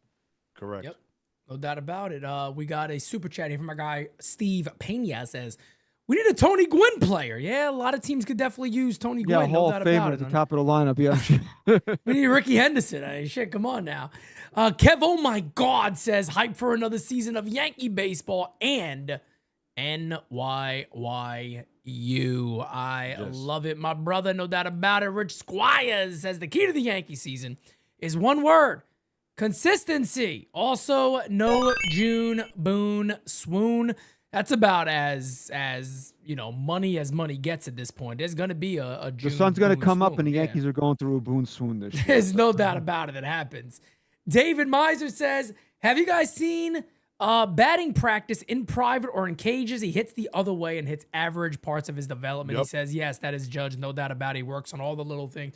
Look, Judge is the same guy that said, look, batting average is king.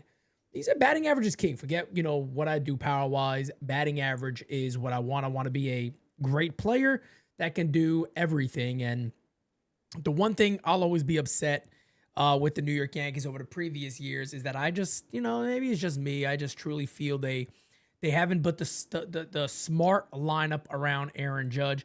I know the other day I saw Alex Rodriguez put a lineup out, and he was like, this is the lineup I would have to, go and win a World Series. And a lot of people were knocking that lineup because, like Tommy Edman at shortstop and it wasn't all these superstars, but he did it based off, having a certain amount of money on the team. And, you can look at the lineup and you go, yeah, okay, he has it's a structured, smart lineup to benefit the meat of that order. And it just feels like the Yankees just have not really looked at it that way. They've kind of just saw, well, Judge is going to get us to a certain place. And then guess what? Somebody's going to hit a couple of big home runs in the postseason and we're going to win the World Series. And that's how it's going to go. And it just hasn't gone the Yankees' way. Looking at spring training stuff, sticking to the lineup here for a second until we get ready here to go into predictions and all that. 171, 7 for 41 was Trent Grisham. 7 for 41. Now, again, he could start the year and homer to begin the game on Netflix tomorrow night, and everybody's That going was to be him excited, being hot including me. this last week, because I looked at it the week previous and he was like 130. Yeah, and I mean, and the if you guys remember the final 30 games of the year or something, like 190, so 180 or 185, whatever the hell it was. So the people that got concerns about certain things in the lineup, you're not wrong. There's nothing wrong with sitting there and saying I have my concerns. Now, I also have positives. I think too many people were down on what Austin Wells was last year. I think Wells is one of the better defensive catchers in the game, and I do think there's a lot more into that bat. I think he's going to be a better popped player 20 overall. home runs last year. Yeah, he was top 5 in the majority of numbers when it came to catchers. And I don't want to be that guy that moves the goalpost, 'cause I think he's a better player, but I think we see a better Austin Wells this year offensively. Can Jazz repeat? Hey, look, if he ever was to repeat or have a better year, his walk year is probably the one to do it. And that's what he's entering right now. So I think Jazz is going to be itching at the bit. It's like, I agree with Christian. Hopefully he's not looking really for his 50 homers or searching for it and seeking it, because the pop is there. So he'll hit homers, especially at Yankee Stadium, but he doesn't need to seek that and swing out of his shoes and then get frustrated with umpires and all this other shit. And then there's no use of playing him the rest of the game because he just comes up there and just starts wailing at stuff and he's automatic outs almost. Ben Rice is an awesome player. I think the Yankees found a good one there. I think he's going to be there for a while. It's unbelievable that I sit here and say my two biggest concerns are Cody Bellinger and Trent Grisham. I know that sounds nuts, but those are my two biggest concerns. Is if Cody Bellinger can truly do what he did last year again, and can Trent Grisham hit 28 homers? and have better defense in center field. Those are I'm not worried about Ahmed Rosario. Hell, I'm not worried about the Yankees bench that we didn't even talk about. I'm not worried about Jose Caballero. I like him. I like him too. He's a gritty player. He's a great, very good defensive player. I don't think he's ever gotten a chance to really start. I think you can see a guy right here that is very impactful for the Yankees at the bottom of the order. So I like the lineup. I don't love it. I'm not overly in love with it. I like the potential. I hope, again, like I said before, that Dominguez has a chance to break out, because then you add him along with the other speed they have in here, and the lineup is just so more dynamic. So we'll see what happens. But the chat is kind of on a toss-up when it comes to the order. David Miser adds in, I think Wells before Judge and Bellinger after Judge would work. Speaking of the lineup, look, I just think Aaron Judge should be batting third. I think Aaron Judge should be batting third, no doubt about it. Again, guys, if you missed it earlier, this is projected to potentially be the opening day lineup for the New York Yankees. And again, opening day is tomorrow night. And that is what the projection is right now. Aaron Judge back to the second hole, which, God, it's just, to me, it's just so friggin' stupid. But this I don't know. I grew up in a time when your best hitter hit third. Call me call me old. I don't give a shit. I don't give a shit. If the idea is, well, he gets second, he gets more times. He gets a few more bats a year. The Yankees lineup is good enough that he's going to get many chances in a ball game, batting third. Many chances. Still guaranteeing him that first inning at bat. So I mean, no doubt about it. No doubt about it. So I'm gonna say something though. I mean, why don't the Yankees try Ben Rice at leadoff? Didn't they do that at some point last year? I feel like they did, but they didn't stick with any leadoff shit last year. Because you remember they even did it with Dominguez. Dominguez had 5 games in a row. He hit over 300. I think they won all 5. Phenomenal.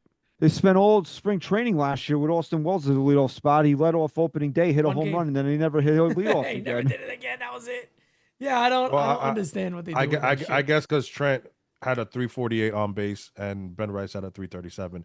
But again, when you have Aaron Judge hitting behind you, come on, guys. And that would probably be their answer right there, is that, yeah, you don't think he's a prototypical leadoff hitter. He gets on base potentially 35% of the time, and Judge could drive him in with a home run. He doesn't have to run the bases. Okay. All right. We'll see how that works. The bench for the Yankees is basically set. How do we feel about the bench? Anybody have problems with it? Anybody actually wasting time to be upset about it? As long as Paul Goldschmidt stays a bench player, I don't have a problem with it. Kev. It's going to be interesting when the Yankees, how they're going to use Goldschmidt. I mean, I know he was joking about it. I know it's against, obviously, lefties, but we did see Ben Rice catch at the end of the year, and I think Boone said that he does want Ben to catch at least 15 games. So that's going to be interesting to see.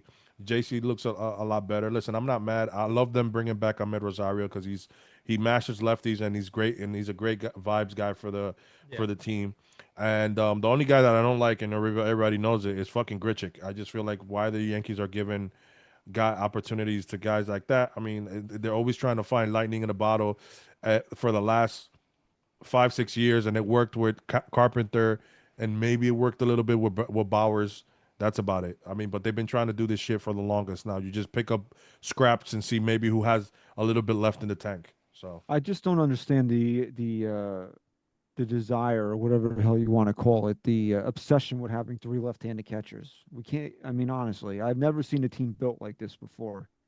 It makes no sense whatsoever. And Aaron Boone said he thinks J.C. Escar is a top half catcher in Major League Baseball right now. And I'm not saying that. And look, I don't have the vitriol towards J.C. Escar. Not at all. The Yankee fans do. I think he has a lot of value as a backup player. Brian Cashman will tell you he was turning trade offers down for him last year, which I don't know whether or not he was, but I'm sure that other teams do value him in a certain role. We saw that he's not a complete waste at the plate. He's good defense. I mean, he's solid defensively. There is value in him, but he's left-handed. I mean, why do we need another 3? And then you want to catch Rice too? When does Wells get a day off? I mean, you would say, okay, Wells gets a day off against a tough lefty, then you're going to throw 2 more lefties back there. So it does. Yeah. That's my big issue with the construction of the lineup, and I love JC Escar. And that's the thing, right? It's poor construction again. It really is. But you got to make your mind up, don't you? Like, look at this guy. Now he's going a little liquid death. This guy don't stop opening cans. Look at He this might shit. as well enjoy them big cans. That's what he's doing. Look at how the cold just drips outside the top of the can. Liquid death. Hey, we could use a liquid death sponsor, man. Liquid death. I mean, it worked for Tatis, right? Fernando, are you Fernando Tatis, brother? If you're Fernando Tatis, go ahead. Do you shoot your shot now with liquid death? Go ahead. Been saying it for what, almost 10 years now. Smart or Yankees? It's The true. Yankees- I might as well enjoy them big cans. Bro, I just want to go to bed one day, 1 year. I just want to go to bed if they don't win a World Series and say, you know what? They lost because they got beat and not because they left something on the table. And every year I feel like they left something on the table. Even the Soto year, I felt they left something on the table. They Bro, did. Alex Verdugo was the biggest pile of dog shit from like May on, and they refused to put him on the fucking bench. Yep, it's true. By the way, he hadn't hit a home run It's like true. in 2 months. As soon as Jason started playing in August, he hits a home run. That's right. Having competition Who made brings final out the of that? best. You know who made the final out of the 24 World Series? Oh, we know. It's Alex Verdugo. Verdugo, yep. I remember the strikeout like And- it was yesterday. These are the guys, and listen, I understand that Jason has his struggles in the defense. We're not shitting, we're not denying that. But the Yankees told you that their best route to win was with Alex Verdugo, and that man has yet to have a job since he left the Yankees. No, he played Yeah, for the Braves last he year. played like 8 games with the Braves. Yeah, But that- I mean- but that doesn't count. Like that, I mean, Didn't he that's sign a what I'm minor talking league deal with somebody? Even I think so, but he's never been up here. Even Gary Sanchez has continued to be a journeyman after leaving the Yankees. Gary Sanchez has had a pretty decent major league career. Yes. Blake Snell speaks highly of him. No, I mean, look. But Verdugo There- is, we currently could just make about- shows. Verdugo's about, with the Padres right now. In case I thought he's anybody's yeah. wondering. I thought Okay, he there you signed go. with somebody. We could literally make shows about how stupid these decisions actually have been. And that's my thing with Brian Cashman is it's not that anybody just wants to sit here and beat up Brian Cashman all day. It's just the decision making. How do you have a job? Like in reality, the decision making to me comes down to how to like just based off your comments too, compared to what they look like now. It's like, how do you have a job? Oh, the Like the Alex Verdugo shit is insane. The DJ LeMahieu saga when he started to go downhill is insane. The IKF stuff was nuts. The Anthony Volpe stuff has been nuts. These are things that you're looking at. Nobody yet has been held accountable. Not one bit. This is what we're dealing with. Hal's Steve too busy says, sailing on his yacht. He doesn't care. he don't give a shit. Steve says, Pete, with a question mark. Pete? Is that you? Pete? Pete? Can we get a smash or pass to start the season with the guys? You know, William is in and Uncle Dom. It's been a while since we had one. Steve, I got to be honest with you, brother. I got so much more on my plate right now than thinking about smash or pass, so it just hasn't been on my mind. We'll try to get a smash or pass in. Don't worry about that. We'll have a little fun with that. David says, I would rather have Jones or Jason. I'm assuming he's talking about over Trent Grisham. I don't think you're the only one, my friend. Slim Lewis, my friend, says, great insights. Thanks. The player who hits for average is in AAA. Dominguez was second in batting average, was right-handed pitching on the team last year. And, I'm happy you actually bring it up because nobody gives a shit. And I'm not saying, no. On the Yankee front office, you mean? Nobody cares. But fans don't care, Kev. No, that's true. The Fans have narrative been- now is Dominguez sucks. Yes. Yes, he sucks. I saw he missed the fly ball the other day, and I get it. Everybody got the right to sit there and go, Jason, come on, brother. By the way, that was the only misplayed fly ball. I went back because you know that guy, the people who post that love to post when Jason drops a fly ball. Oh, all the time. They always do all it. the time. So I went on their tweets and I looked up Jason Dominguez. I looked and I no fly ball. I looked up fly ball dropped. None of that. So that was the only one, and it came at a timely moment where they announced It's just bad timing for Jason on that one. Of And then course. you see on social media yesterday or whenever it was that he dropped that ball, and people were like, "See, that's why he's going to AAA." No, there's Yes. two reasons why he's going to AAA. Number one, the Yankees are stupid, and number two, the Yankees are stupid. Okay. Because Brian Cashman has already made up his mind that he doesn't like Jason Dominguez as a player. We all know this. Yeah. The Yankees don't doubt. hide their feelings towards their prospects at all. No. just based on the way that they use them. And number two, they're stupid because they gave Trent Grisham this friggin' qualifying offer. And for everybody that said, "Oh, what's the big deal? How's it going to affect the team?" Talk to Jason Dominguez. Talk to Jason Dominguez about how it's going to affect the team. Because you really think the Yankees, if Trent Grisham walks away or they don't all extend him a qualifying offer, are the Yankees spending big on an outfielder this year outside of Cody Bellinger, or is Jason Dominguez playing left field or center field this year? Dominguez probably has a role, yeah.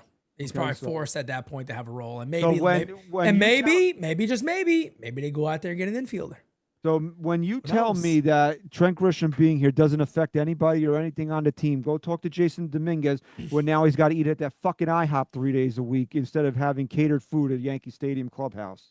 My biggest problem before you go, Kev, I just want to throw this out there. My biggest problem, as our good friend Swift says, 5th place, 20 games under 500. Oh, the humanity.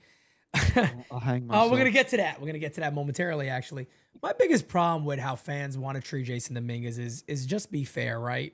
How about when he makes those terrible plays and you post about him? How about post about him when he makes a decent play? How about post about him when he makes a nice running grab going to his left or something along the lines, which he has. There's no engagement in that, though. There's no engagement. I get it. It's not the narrative, so everybody, wants to talk about that then. But, at the end of the day, man, look, however you feel about Jason Dominguez, I don't think anybody would front on this. A strong Jason Dominguez offensively. Defensively, there's work. Everybody knows that.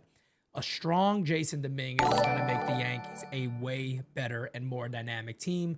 Here's the thing. You know it if you hate him, and I know it. I love him. He would make the team a whole lot better. So I think we should all be on the same page and actually root for that. Michael says, "Good evening, fellas. What's up, brother?" And thank you to everybody tuning in today. Guys, do me a favor. Smack that like, hit that subscribe. We're 2 subs away from 55,400. So go ahead and hit that subscribe right now. I'll have some fun little announcements too for NYU coming up momentarily. But Kev, go ahead. Finish your thought. Next stop. Listen, man.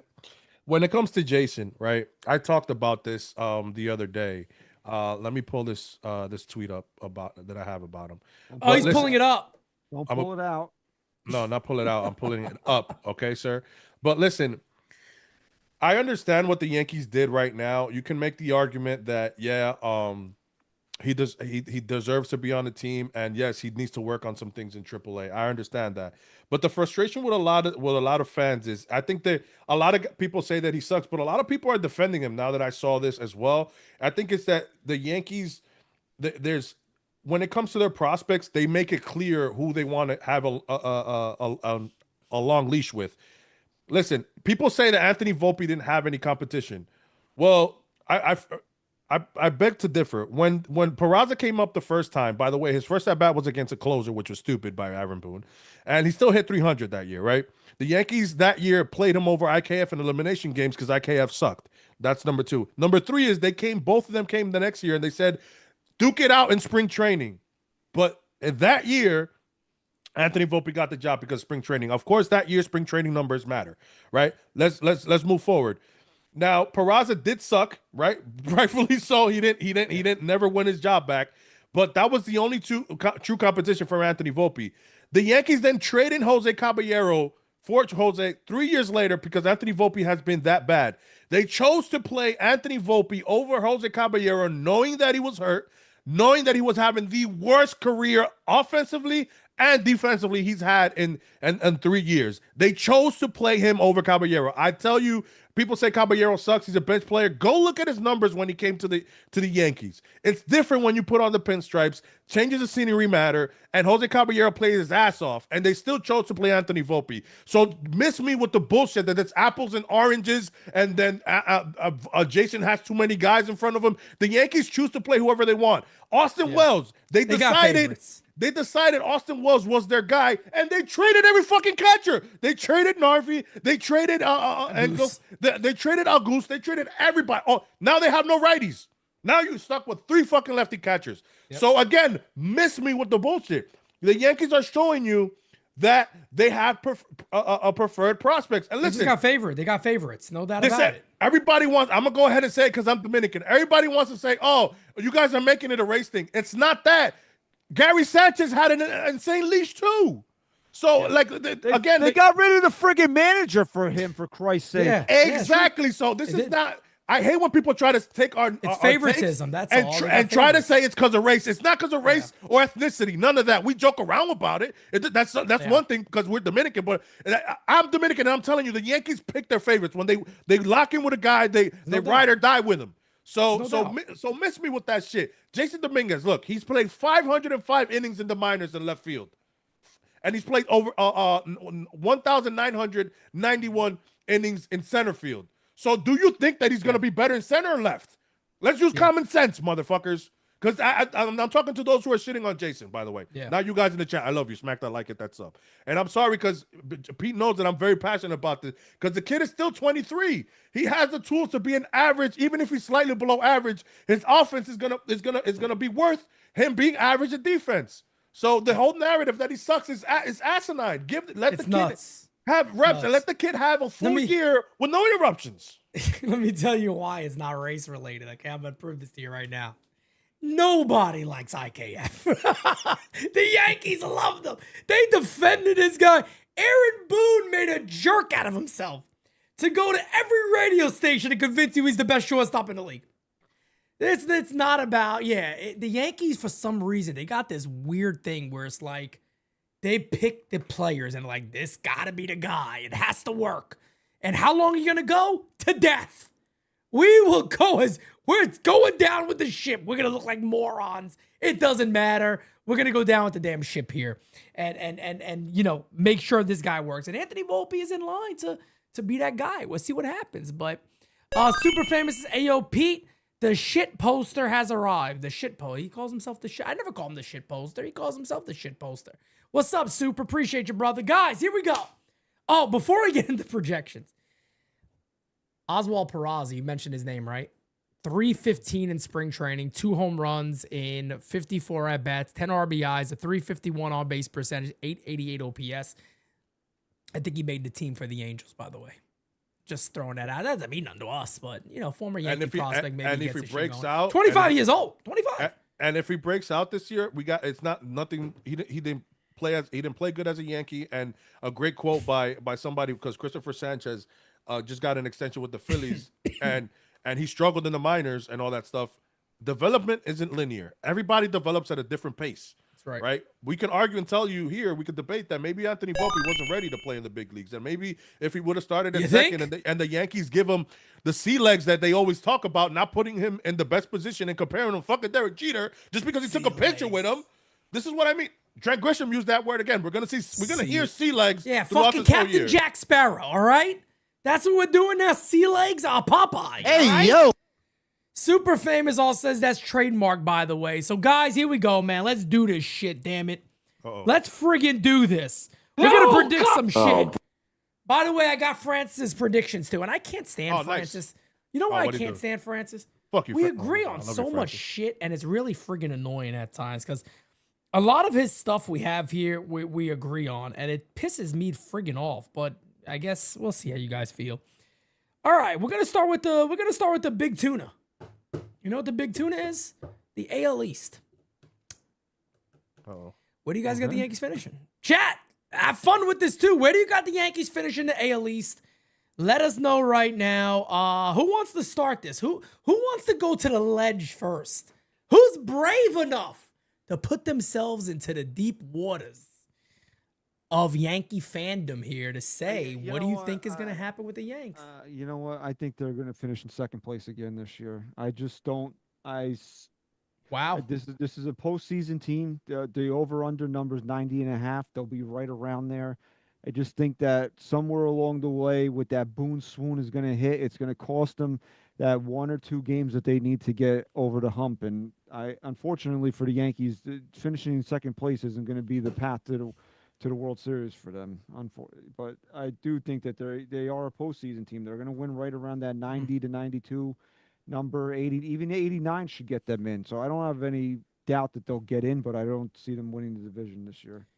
Kev, I'm gonna jump in real quick because holy shit, I am like right on point with Christian. That's where I am. I feel I think the Blue Jays are riding a high. I know they've had some injuries in the rotation. But I got the Yankees again, 90-92 wins. And it's a battle for second place. I think the East is good. I think a lot of people are kind of laughing at the Baltimore Orioles. I think that's a team, if some of these young guys, if they're all putting it together, that could be a really friggin' good team that a lot of people are just kind of writing off because they're the Baltimore Orioles right now. They could be a really, really pain in the ass for a lot of clubs. I think Boston is a much improved club. Kev's favorite player, Caleb Durbin, is not at third baseman. I know that one hurt, but I had to do it. And then, yeah, man, I still think it's possible that the Blue Jays win the division, but I don't know who wins the division. It could be multiple teams potentially here. I just got the Yankees at 90-92 wins. And, yeah, man, that's where I see him. Kev? I actually have them 94-95. I think they're gonna edge out the division. And this and this is why I feel like you said, Pete. I feel like listen, it's gonna be very close.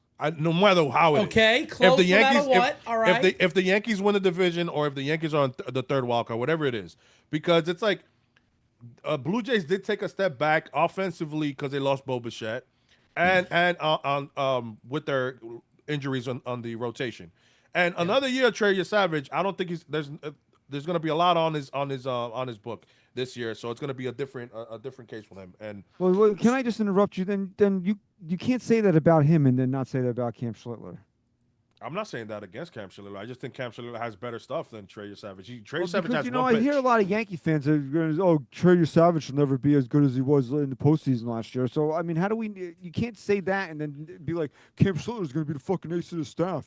Yeah, I've warned people about Cam Schlittler a lot, and right away is that you don't like. I love Cam Schlittler, but don't if he has a tough year and doesn't adjust quickly, and it's not the same as last year, it's not the end of the world. I love the kid, and I think he's got the mental makeup to do this. But I don't love some of the stuff that I hear about coming. Oh, I don't need to develop my changeup. The fuck do you mean you don't need to develop your changeup? You got to get people off that fastball.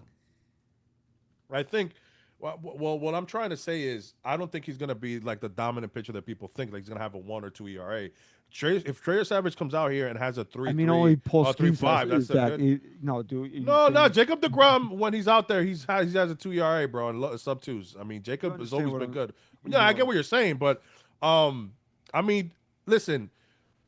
So what I'm trying to say is the reason that I have it is because it's going to be extremely close, and I think that bringing it back. I'm hoping, and this is again, hope is not a strategy, but I hope it is what it is. That them coming back, they saw how bad they played against those teams like the Toronto Blue Jays and Boston Red Sox, and they play better. And they will, instead of getting smoked by those two teams, it's a little 50-50. So when the decision comes, and we don't have Devin Shit Williams as our closer, which is very cute. It is what it is. Sorry, Queens baseball, go fuck yourselves. So whoa. So listen. I think it's going to be close, but I still think that the Yankees are going to edge out with the division. Again with the edging. And I have them at 95. Sick guy. We should put money on this shit. So at the end of the year, we can all go out for beers. We could do that anyway. You can call me any time of the week, bro, and I'll just That's what I'm saying. Kidding me? This guy. Okay. I'm beers with Christian. Before we move on, Francis has the Yankees winning the division with 95 wins. Francisco! That's what Francis got. Francis got the Yankees, and he went in full order. He got to be in Yankees, Blue Jays, Orioles, Red Sox, Rays. He got the Red Sox winning 86 games this year. Not with that rotation. I don't know, man. We'll see about that. So this, going forward, guys, this is going to be an MLB show, so I think it's fair if we do talk about MVPs of both leagues. Let's start with I'll throw mine out there really quickly. I think the American League is obvious, right? It's pretty fair that Oswald Peraza is going to win the MVP. Just kidding. Aaron Judge, of course. Hey, yo. Anthony Volpe, of course, is taking home the MVP award this year. Aaron Judge in the American League. National League, I'm going with my brother. The one, the only, Juan Soto is going to go ahead and come for Shohei Ohtani, which sounded nuts. But he is going to win the MVP. He's taking that MVP away from Ohtani. He's going to take it for himself. And Queens baseball has a good one, damn it, in my good friend, Juan Soto. He's very upset. since the whatever. Go ahead, Kev, if you want to go. The MVP for the American League. Listen, it's insane that this is gonna happen, guys, because it's a teammate of Aaron Judge that's gonna come in and take away that MVP. And that guy is $22.5 million. Trent Grisham. No. Have another Red Bull, will you? There's no way, Judge. I mean, three times back to back. I mean, Aaron Aaron Judge just is not that phenomenal. funny, bro. You're just really not that funny. You don't have to laugh. The chat's laughing. That's what I care. Nobody. I don't think anybody laughed in the chat. No, one person did. Uncle Dom. Oh, no, okay. He's laughing at Macho. Macho. Okay. Oh, see Medina. Now they're coming in. Medina said he saved you. You're lucky. He saved you. He did. Well, listen, it's a pity. It's a pity one. It's Aaron. Shut up. All right. Listen. Everybody knows it's fucking Aaron Judge. You see, he's not a machine. He's a machine. All right. It's not a machine. He's a machine. But Aaron Judge, and in the National League, I mean, I'm not gonna bet against. I wouldn't put money against Shohei Ohtani, but I do think I do like Juan Soto this year. I'm mad that you said it first, but I'm gonna go with Juan Soto in the National League. Show some love to the Chop Shop, Toilet City Met fans over there, and tell them that you got a very good player, a very good left fielder in Juan Soto, and he's gonna beat Ohtani for the MVP. So I got those two guys. I mean, it's not going to be that interesting. It's going to be Judge and Ohtani again. I mean, fuck you. That's the easy way. That's the easy one honestly, right there. like I would love to sit here and tell you that Juan Soto's got a legitimate chance to win the MVP this year, and I still love Juan Soto, even though he looks like a fucking Kraft macaroni and cheese box nowadays. But he doesn't pitch, right? I mean, he doesn't pitch. It's true. It's true.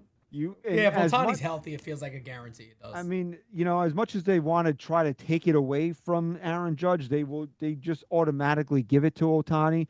And if, like you said, if Ohtani's healthy, he's going to hit 50. He's going to pitch to a sub 3.5 ERA, and they're going to be like, "Oh my God, look at Shohei Ohtani. He's a unicorn. Nobody's ever done this before." Yeah, right. I don't know how they write all these articles giving Ohtani reach arounds and shit, but Ohtani. Yeah. Wow. And honestly, yo, there are guys that are going. Hey, yo. I love Bobby Witt. Is this the year? He had a step back last year. Does he take another step forward this year? No. I don't know, man. Cal Raleigh is not going to have the same type of season. Hell no.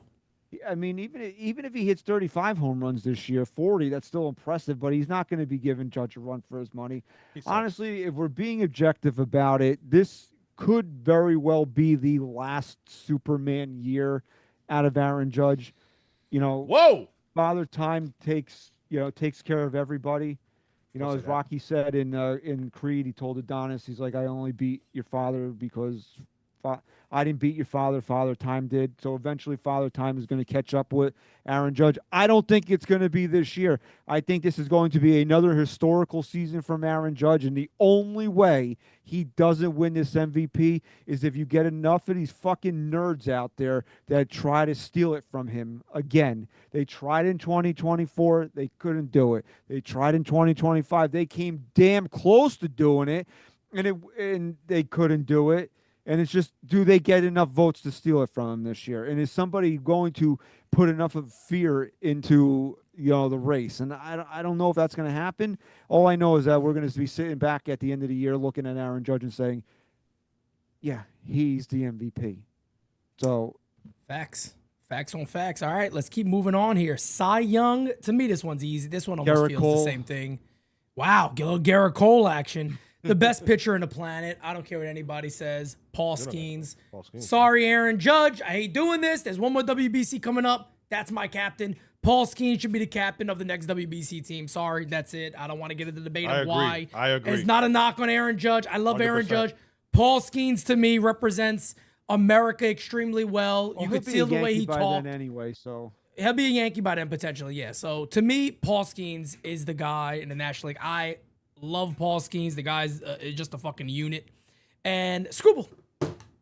I think Scoob looks to do it again. I mean, look, and I hope he does. You know why? He said fuck you to America pretty quick to go back. So hopefully you go ahead and do your thing and dominate this year and hold up some another award.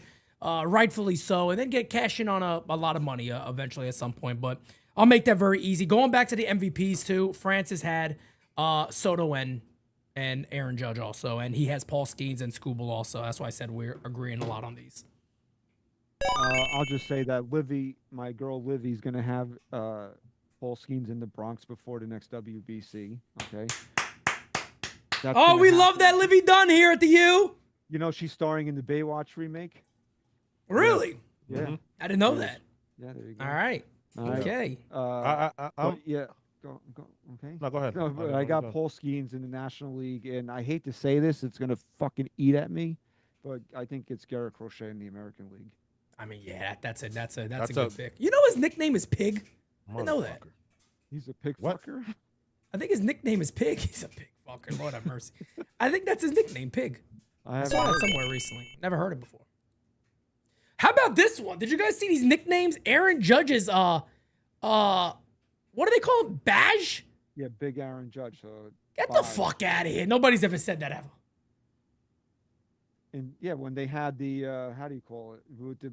That one year they did the players. That was really his thing? Yeah. Wow, I didn't even remember this. Holy shit. I saw that. I said, who the fuck ever said this? Judge ended up wearing it. I had no idea. That's what his wife calls him. She calls him Big Aaron Hey, Judge. oh, whoa. I advise people to look at like the he advises. the NL Cy Young numbers last year. Christopher Sanchez was really close. Yeah, he sucks. Yeah, no, he did. No, he doesn't. He was, and he's he ass up. and he It's threw Paul over Skeens. 200 innings. No, Paul Skeens I can't go against Paul Skeens, but damn, Don't you ever bring up? Hold on a second. I don't want to hear his name with Paul Skeens ever again. go look Not at the even numbers. close. Go look at the numbers.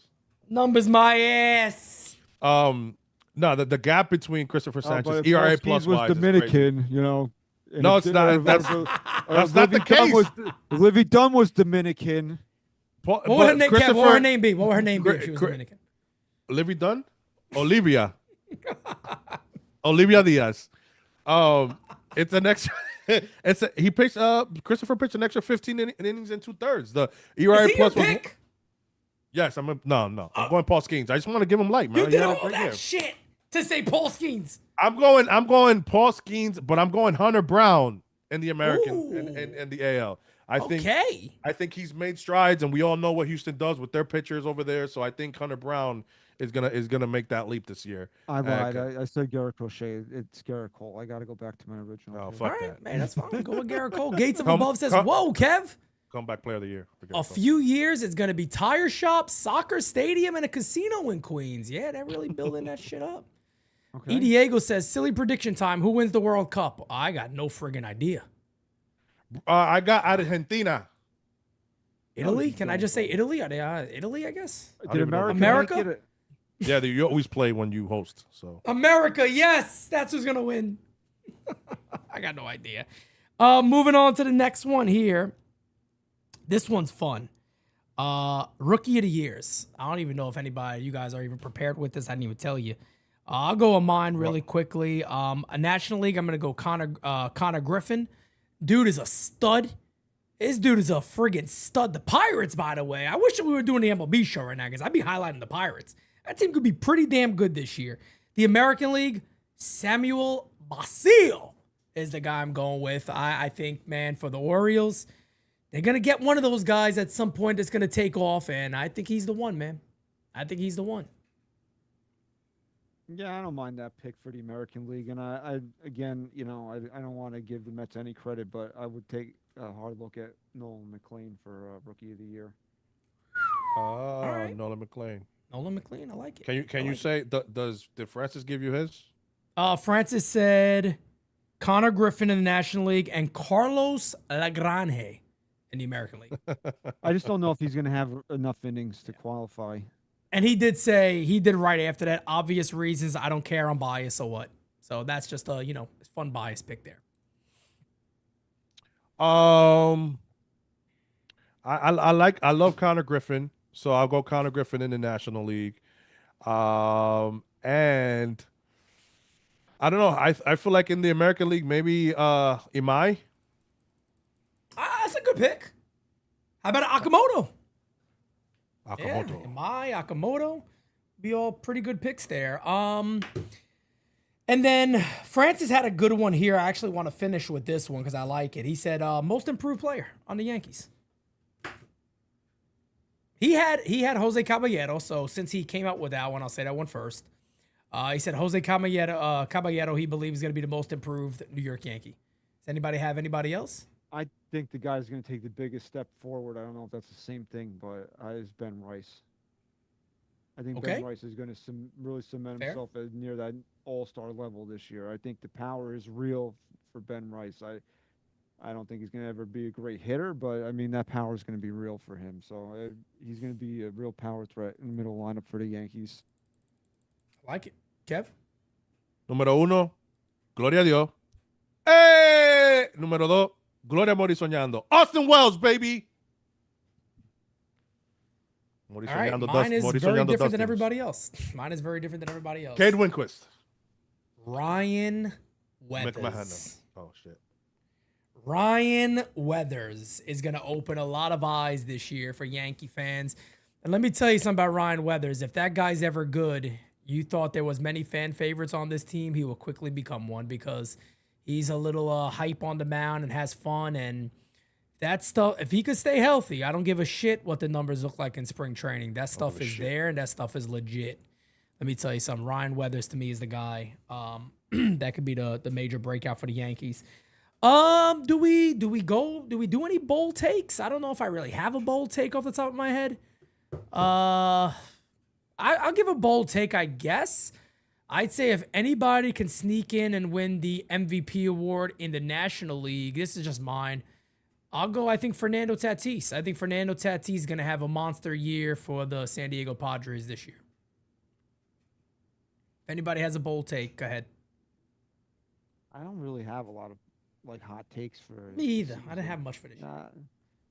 I don't know. I just the things that I feel strongly about for the Yankees are they are going to the postseason this year. But again, what does that mean to us? Does that mean they're winning a World Series?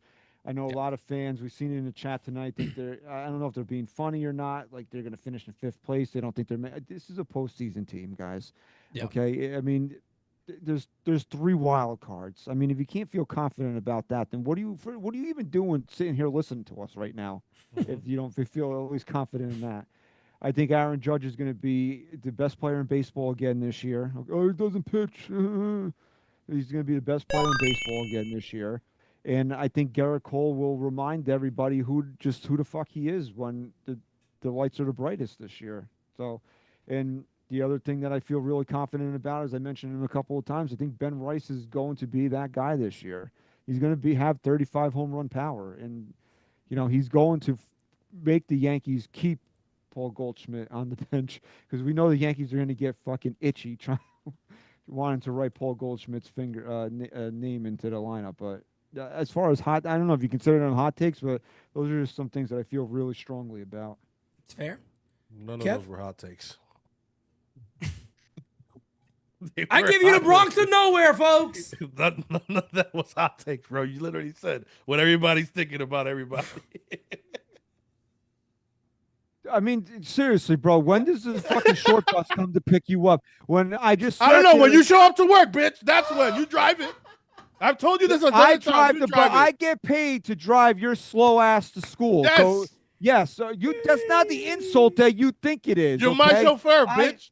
I drive you to school. Buckle my seatbelt. Okay? I had to buckle. Think about it right now. You're so dumb that you need a grown-ass man to buckle you in, bro. Think about that. Oh, baby. And you think you're insulting me. Kev, you better lay off those energy drinks, Kev. I'm just you put that drink down, damn it. I'm sorry. What's the matter with you? You're the one that didn't say one fucking hot take. I just said that they weren't hot takes, you dipshit. I said. But the question was if it was a hot take. I just gave you things. You could have just said Cole's gonna win the Cy Young. You know what? You know what a hot take is? That one of these days, before the All-Star break, I'm gonna be outside your. I'm gonna be outside. Look at the vein. Look at the vein. Look at the vein. Look at it. Look at the. I'm 6 years older than you. Don't fucking do this to me, bro. Oh, your bobbleheads are shaking in the back. Kev, what is your hot take? My hot take is Soto's hitting 50. That's a hot take? That's not a hot take. No, 50? Well, why not? Why can't he have, what do you have, 46? He barely hit 40 the last couple years. What do you, he had 46 last year, didn't he? Did he have that Was many? it 46? He had that I many? think it was 40. Yes, he had a No. monster year.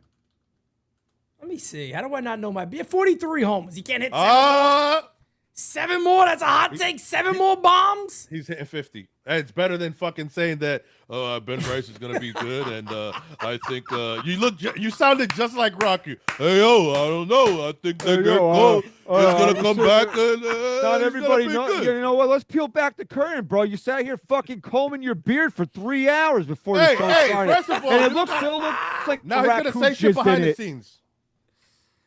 All right, let's lighten Oh. this mood here. Sidney Crawford or Tyra Banks? That's a super chat. I'm sorry. I just had a look. I'm going Tyra Banks all day.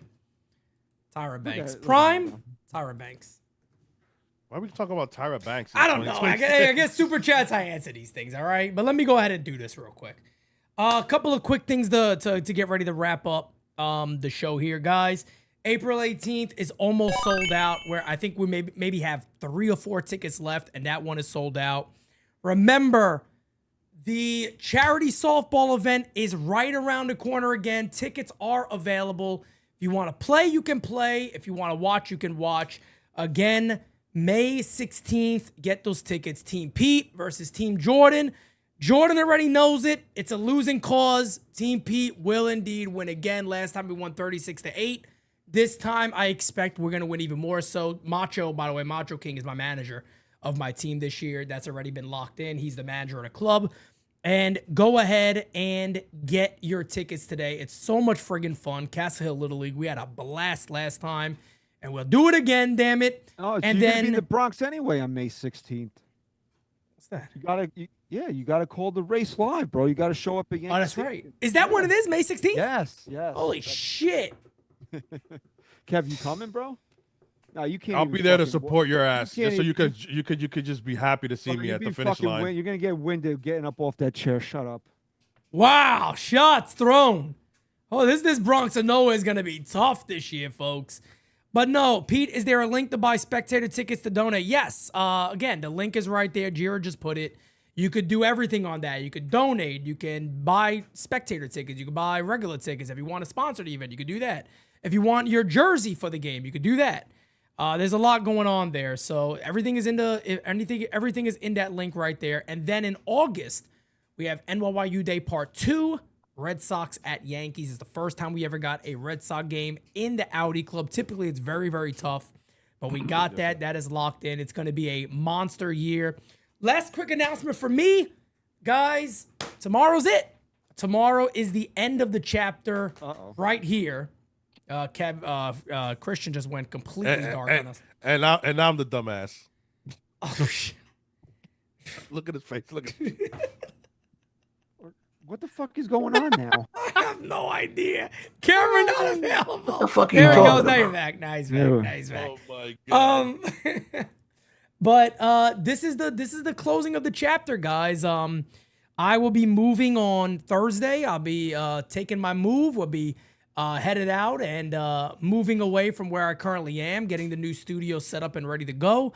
And tomorrow night, guys, 8 o'clock, that will be the last Game Season Live here. So I want you guys, everybody, tune in tomorrow night. It's going to be a special, special Game Season Live. It is, of course, the opening of the 2026 season. And damn, I can't wait for it. It's going to be a special one, man. Closing out here is going to be crazy because this is really where NYU has grown the most. But the next chapter is only going to be bigger and better than ever before. I can't wait for it. Macho said Pete is moving to Boston. Yep. Bought BOS Underground coming very soon. I'm gonna flip my cap. Like, I'm gonna do like a Vince McMahon type shit. I'm gonna flip my cap around. It's gonna be a Boston Red Sox hat, and that's it. But it is Netflix tomorrow night. I don't know how that's gonna go, but I'll be here. So don't worry about it, folks. I'll be here. Oh, you're not excited for the Usos in the hand from it Oh my being on the How friggin' broadcast? stupid. Like, why are they messing with our game so much, man? I don't give a shit about fucking thing. And I'm a huge Adams Family guy. I love the Adams Family. I don't give a shit about things, stupid little hand. Oh, yeah, I don't need to I see don't care about them. Jey Uso yeeting in the fucking press box. Yeah, I'm sick and tired of the Usos as it is, to be honest with you, with the fucking yeet shit left and right. Maybe perform wrestling a little better, brother. What they should have done was have Aaron Judge hit a home run and then have Monkey D. Luffy stretch the fucking shit out of his hand, catch it all the way in fucking the Pepsi Lounge, and bring it down and say Netflix brings you baseball. Like what? What's wrong with that, Pete? That's better than The Thing. You don't like One Piece? First of all, his name's not The Thing. It's Thing. The Thing. I is don't from care what Marvel it is. Comics. All right. His name is Thing. Okay. Okay. You don't like a Monkey D. Luffy? A little One Kev, Piece I action? know, Kev, you're a sick guy. You would probably love to have one of those little hands running around the house. Can I say something? Guys, the link is there for the tickets for NYYU Day. All the seats that are available are next to Christian. Those are always the last ones. So make sure.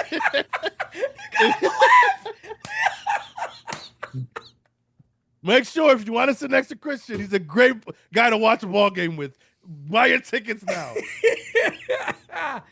Oh man, No, you ain't guys. gonna want it. You don't want to see me, bro. You were I'm hiding gonna under give the you fucking such a table big last year. hug that you're gonna buy me 7 rounds of beer, bitch. Shut up.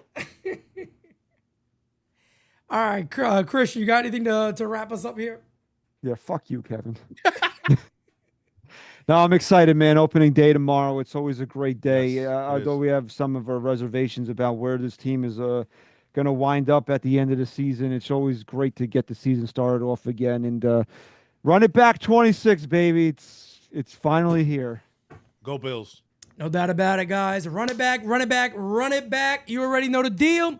Appreciate you guys. Thank you. And like I said again, guys, the next Nights at the Roundtable will be about Major League Baseball in general. This was the last one here just regarding the New York Yankees. But, of course, we had to do it because it is opening day mañana. Guys, game season live tomorrow night. It's going to be amazing. Can't wait to see you guys out there. Everybody show support tomorrow night. It's going to be a big one. And I will catch you guys then. Peace out, folks. Have a great rest of your night.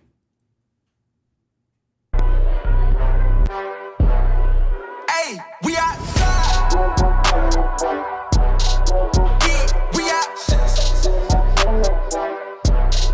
Yeah, we out. Looking at the view from the top. Get into the bed, don't stop. Get into the bed, don't stop.